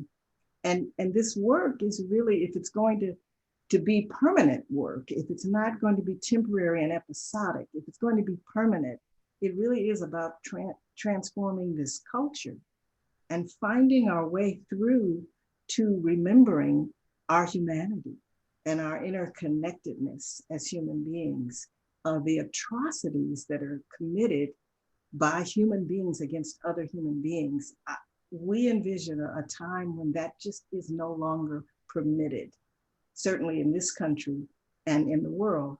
But in this country, what we have to grapple with is the fact that we built this country on that basic ideology of torture and destruction and denial of the humanity of groups of people.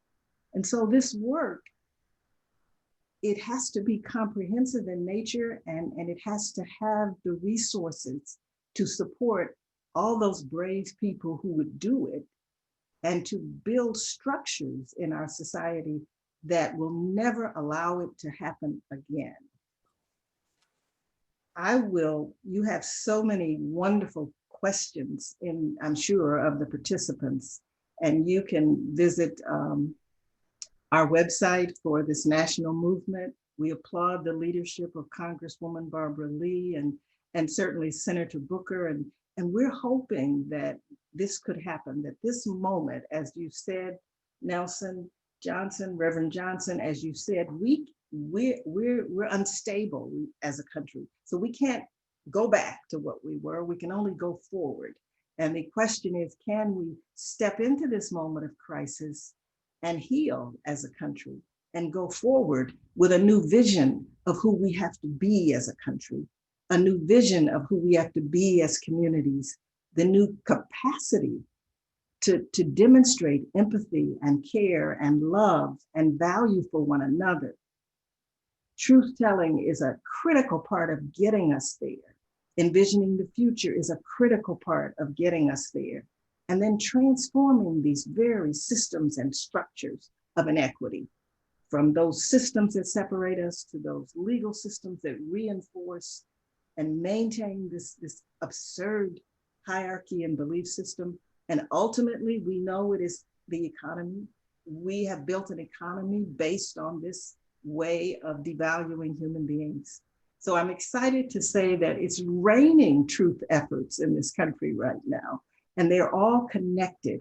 And we hope to be able to do a better job of supporting and serving and lifting up the interconnections and showing America, showing the world that it is possible to go forward in a new way. It is possible to jettison or to do away with the ignorance of the past and to create the capacity to believe in one another and to value each other's lives. And that is the work. I'm honored to be a part of it. And I'm just honored to be here with my colleagues who are so brave and so powerful in their stories and in their commitment. And I'll turn it back over to you, Eduardo. Thank you so much, Gail.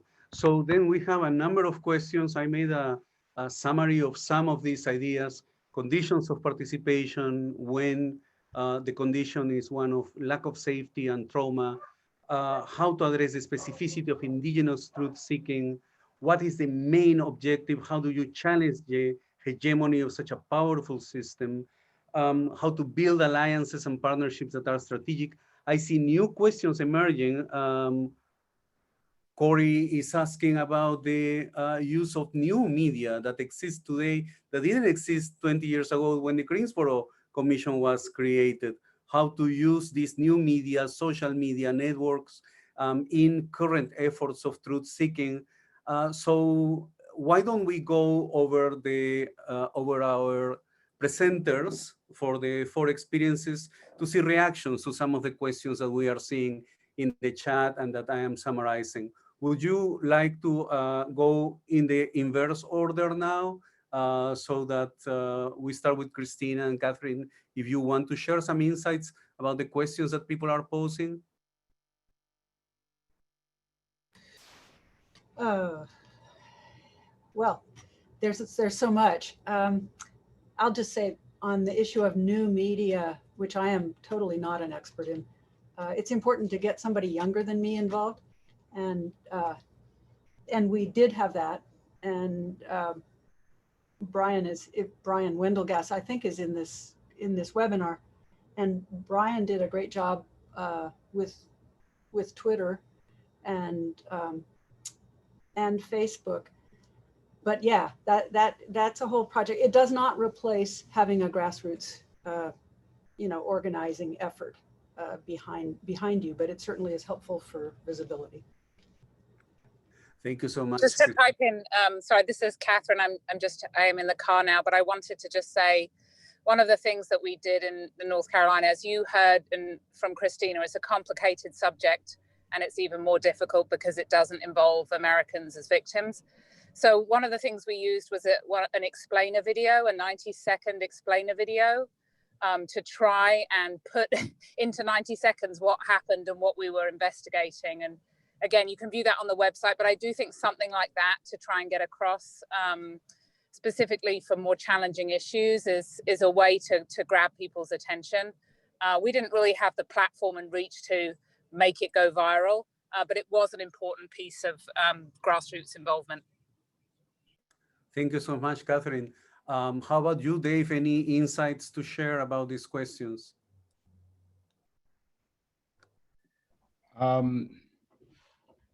You know, I just appreciate this conversation, and you know, I really like, for us, we really saw ourselves as, like, we saw our process as trying to like heal and continue on within a movement, but also like not let what continues to happen be forgotten.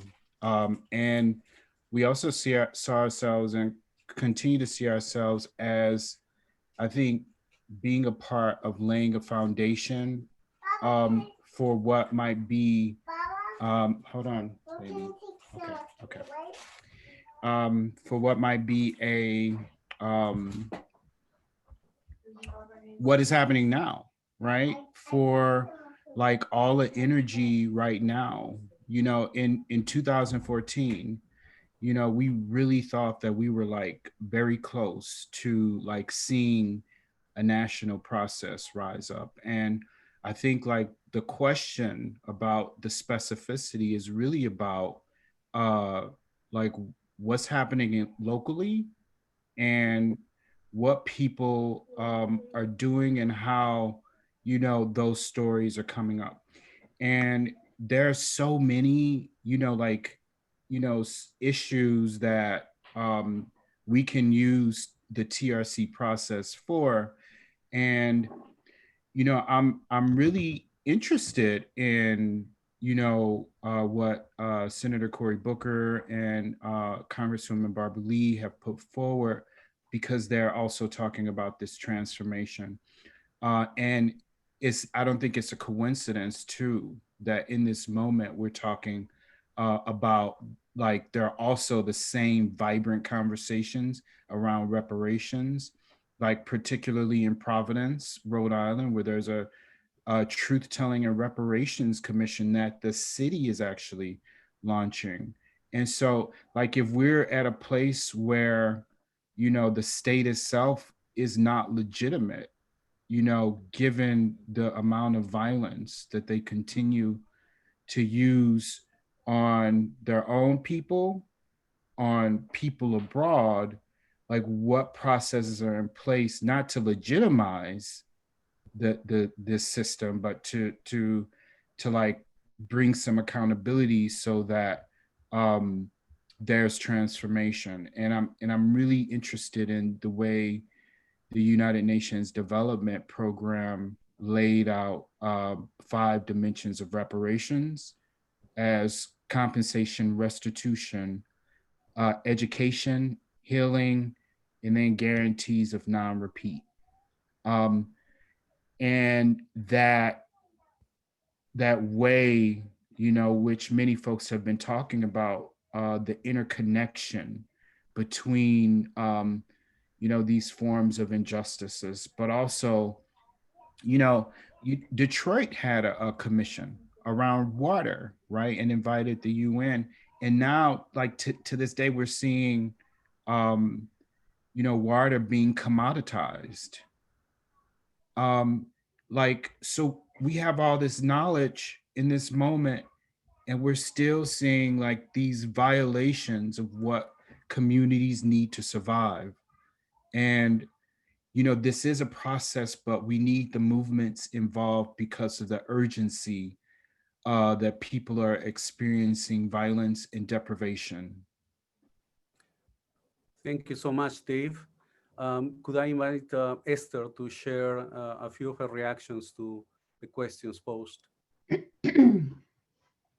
So coincidentally, our organization is undergoing a rebranding, and part of it is to really appeal to more young people.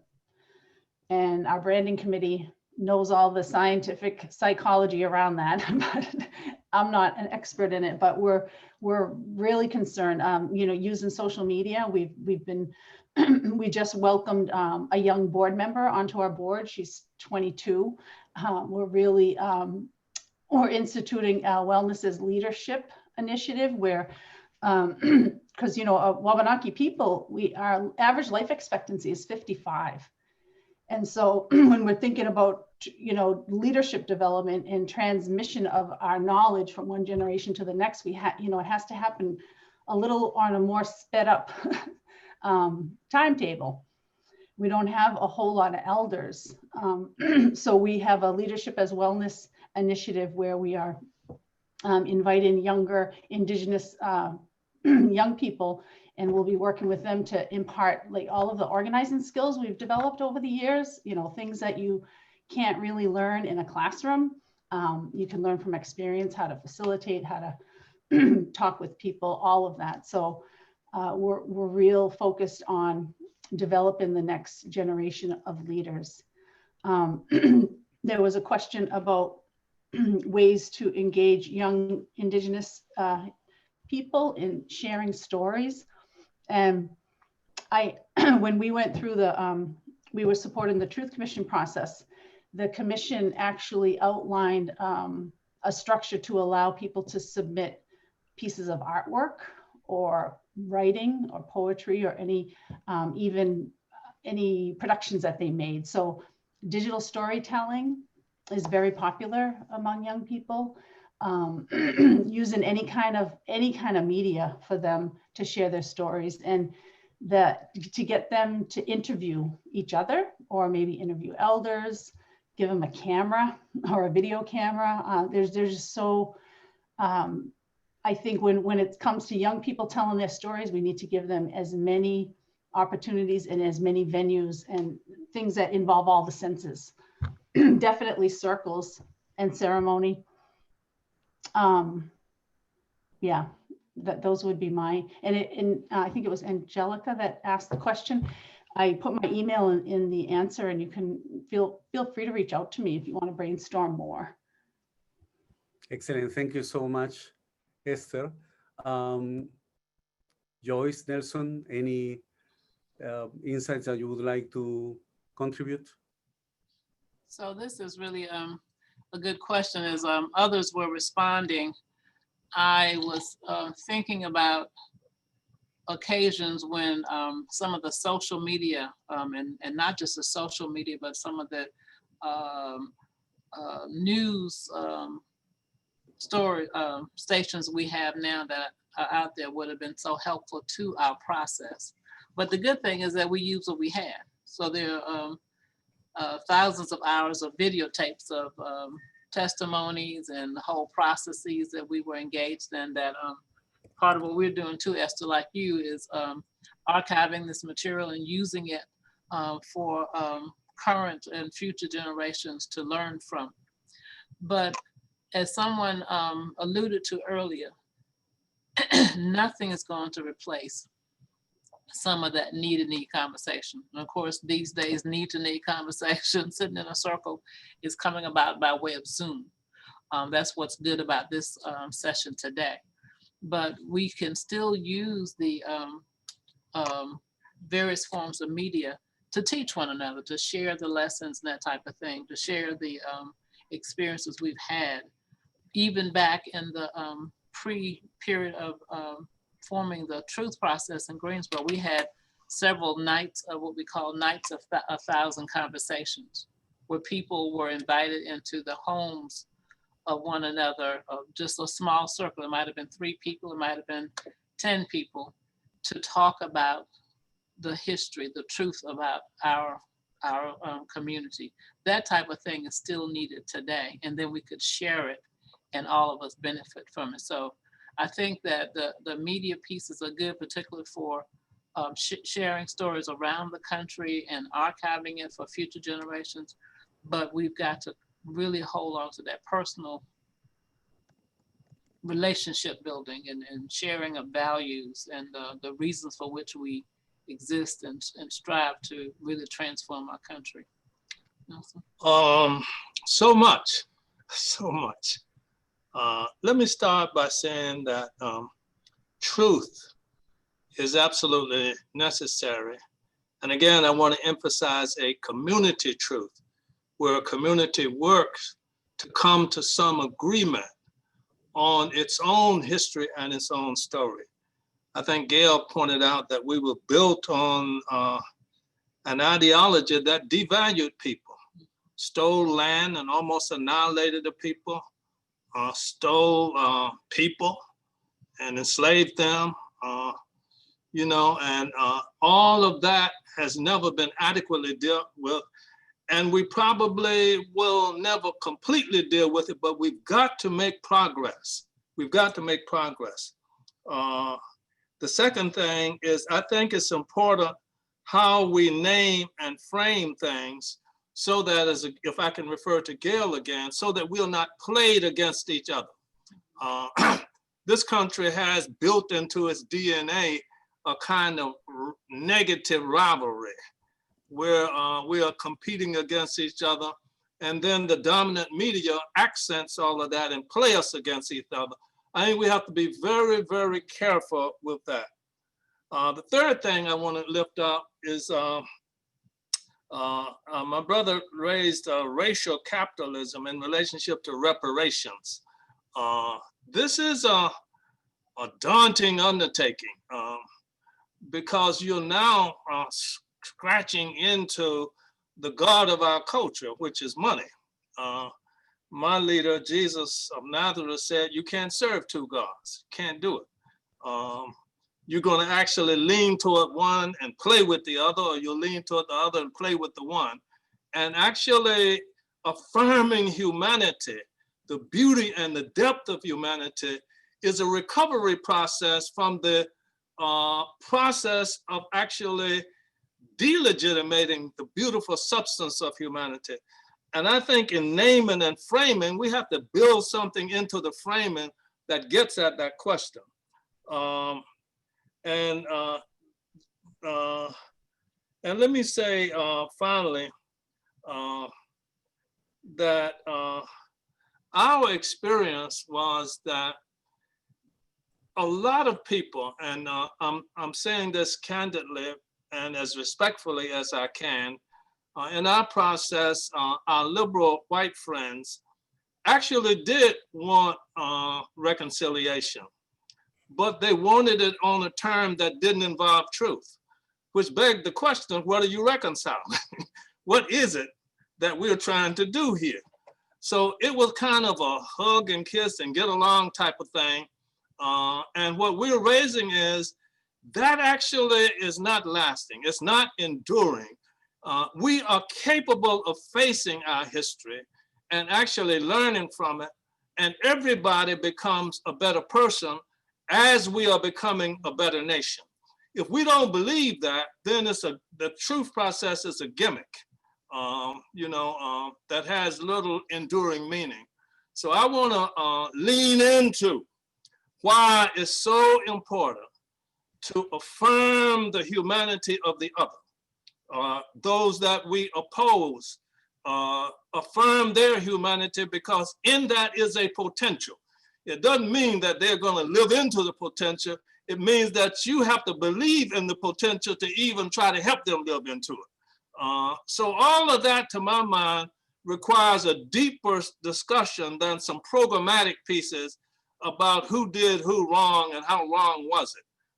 We have to figure out, can we reclaim the depth of our beautiful humanity and grow out of that a different kind of society and a different kind of culture?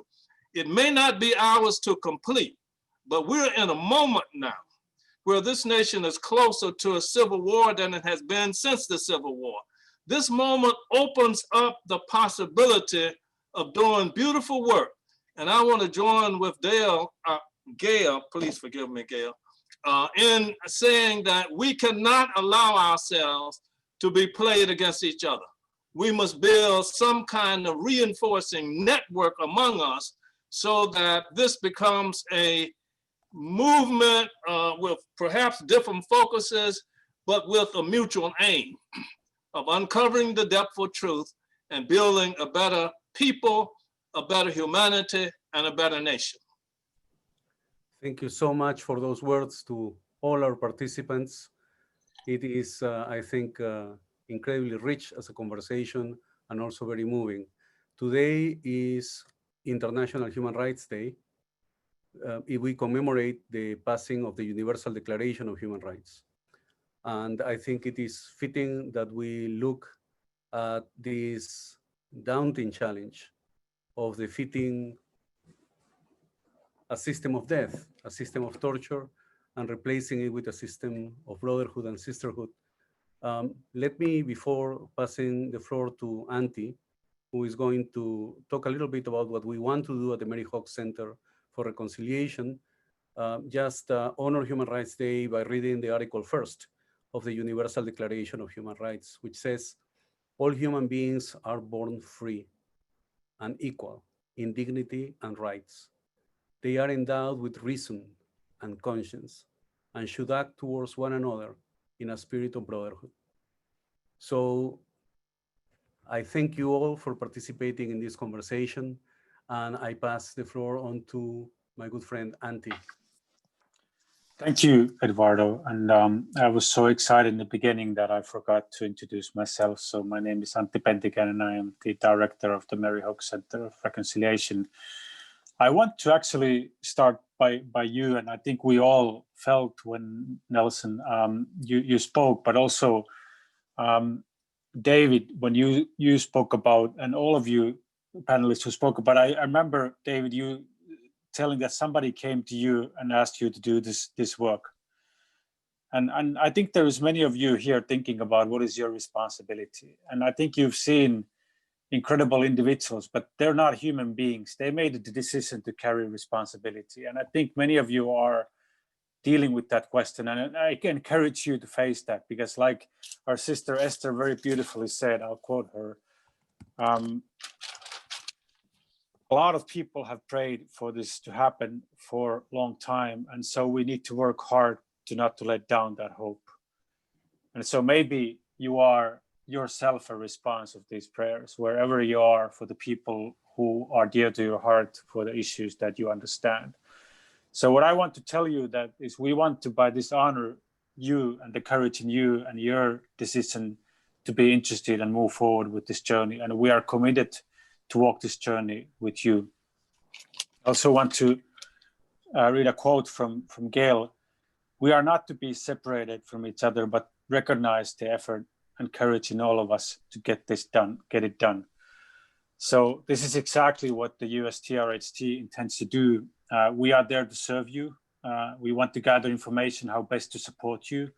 So do please continue to reach out to us, making recommendations, requests, and letting us know what you are working on, what type of questions you are struggling with, so we can build a series of learning exchanges, perhaps even peer support and a community of practice around your efforts to continue to learn from. Our next, and Hannah, please share the slide, will be on January 27th, 1:30 to 2:30 afternoon, with the title of Bridging Societal Divides Through Healing, and about a move towards social transformation. So this is one of the topics that is really significant in our effort. And I think the question that was said by Christina, that what happens after the report, is exactly something that we want to continue to work with you. And I also think that we will have another learning exchange about the truth, racial healing, and transformation experiences throughout the country. So dear friends, I just want to close here with my gratitude. Eduardo, wonderful summary of the questions. It was beautiful to hear, I think, from all of the panelists, how you were there in the early phase, talk to and help these initiatives to move forward. And I think in the future, many of you will also say Eduardo was there to help you. But Hannah, what a beautiful job getting us together, and all my team, Annalise and Cam. Thank you, everybody, for coming. Have a good night. Thank you, Auntie. And would you like to still do the poll?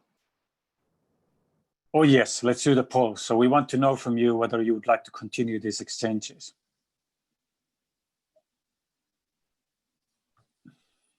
And it seems that the host and the panelist cannot vote, so it's all on you participants. Do you want this to continue? All right. And then there's a second question. Whether you are interested in a possible community of practice, which will take as a result for the US TRHT and consider best ways to respond to your request. We actually ended up just having one question. So we'll respond to all who are interested in future events with options for ways to stay involved. Okay. Thank you so much. Have a good night.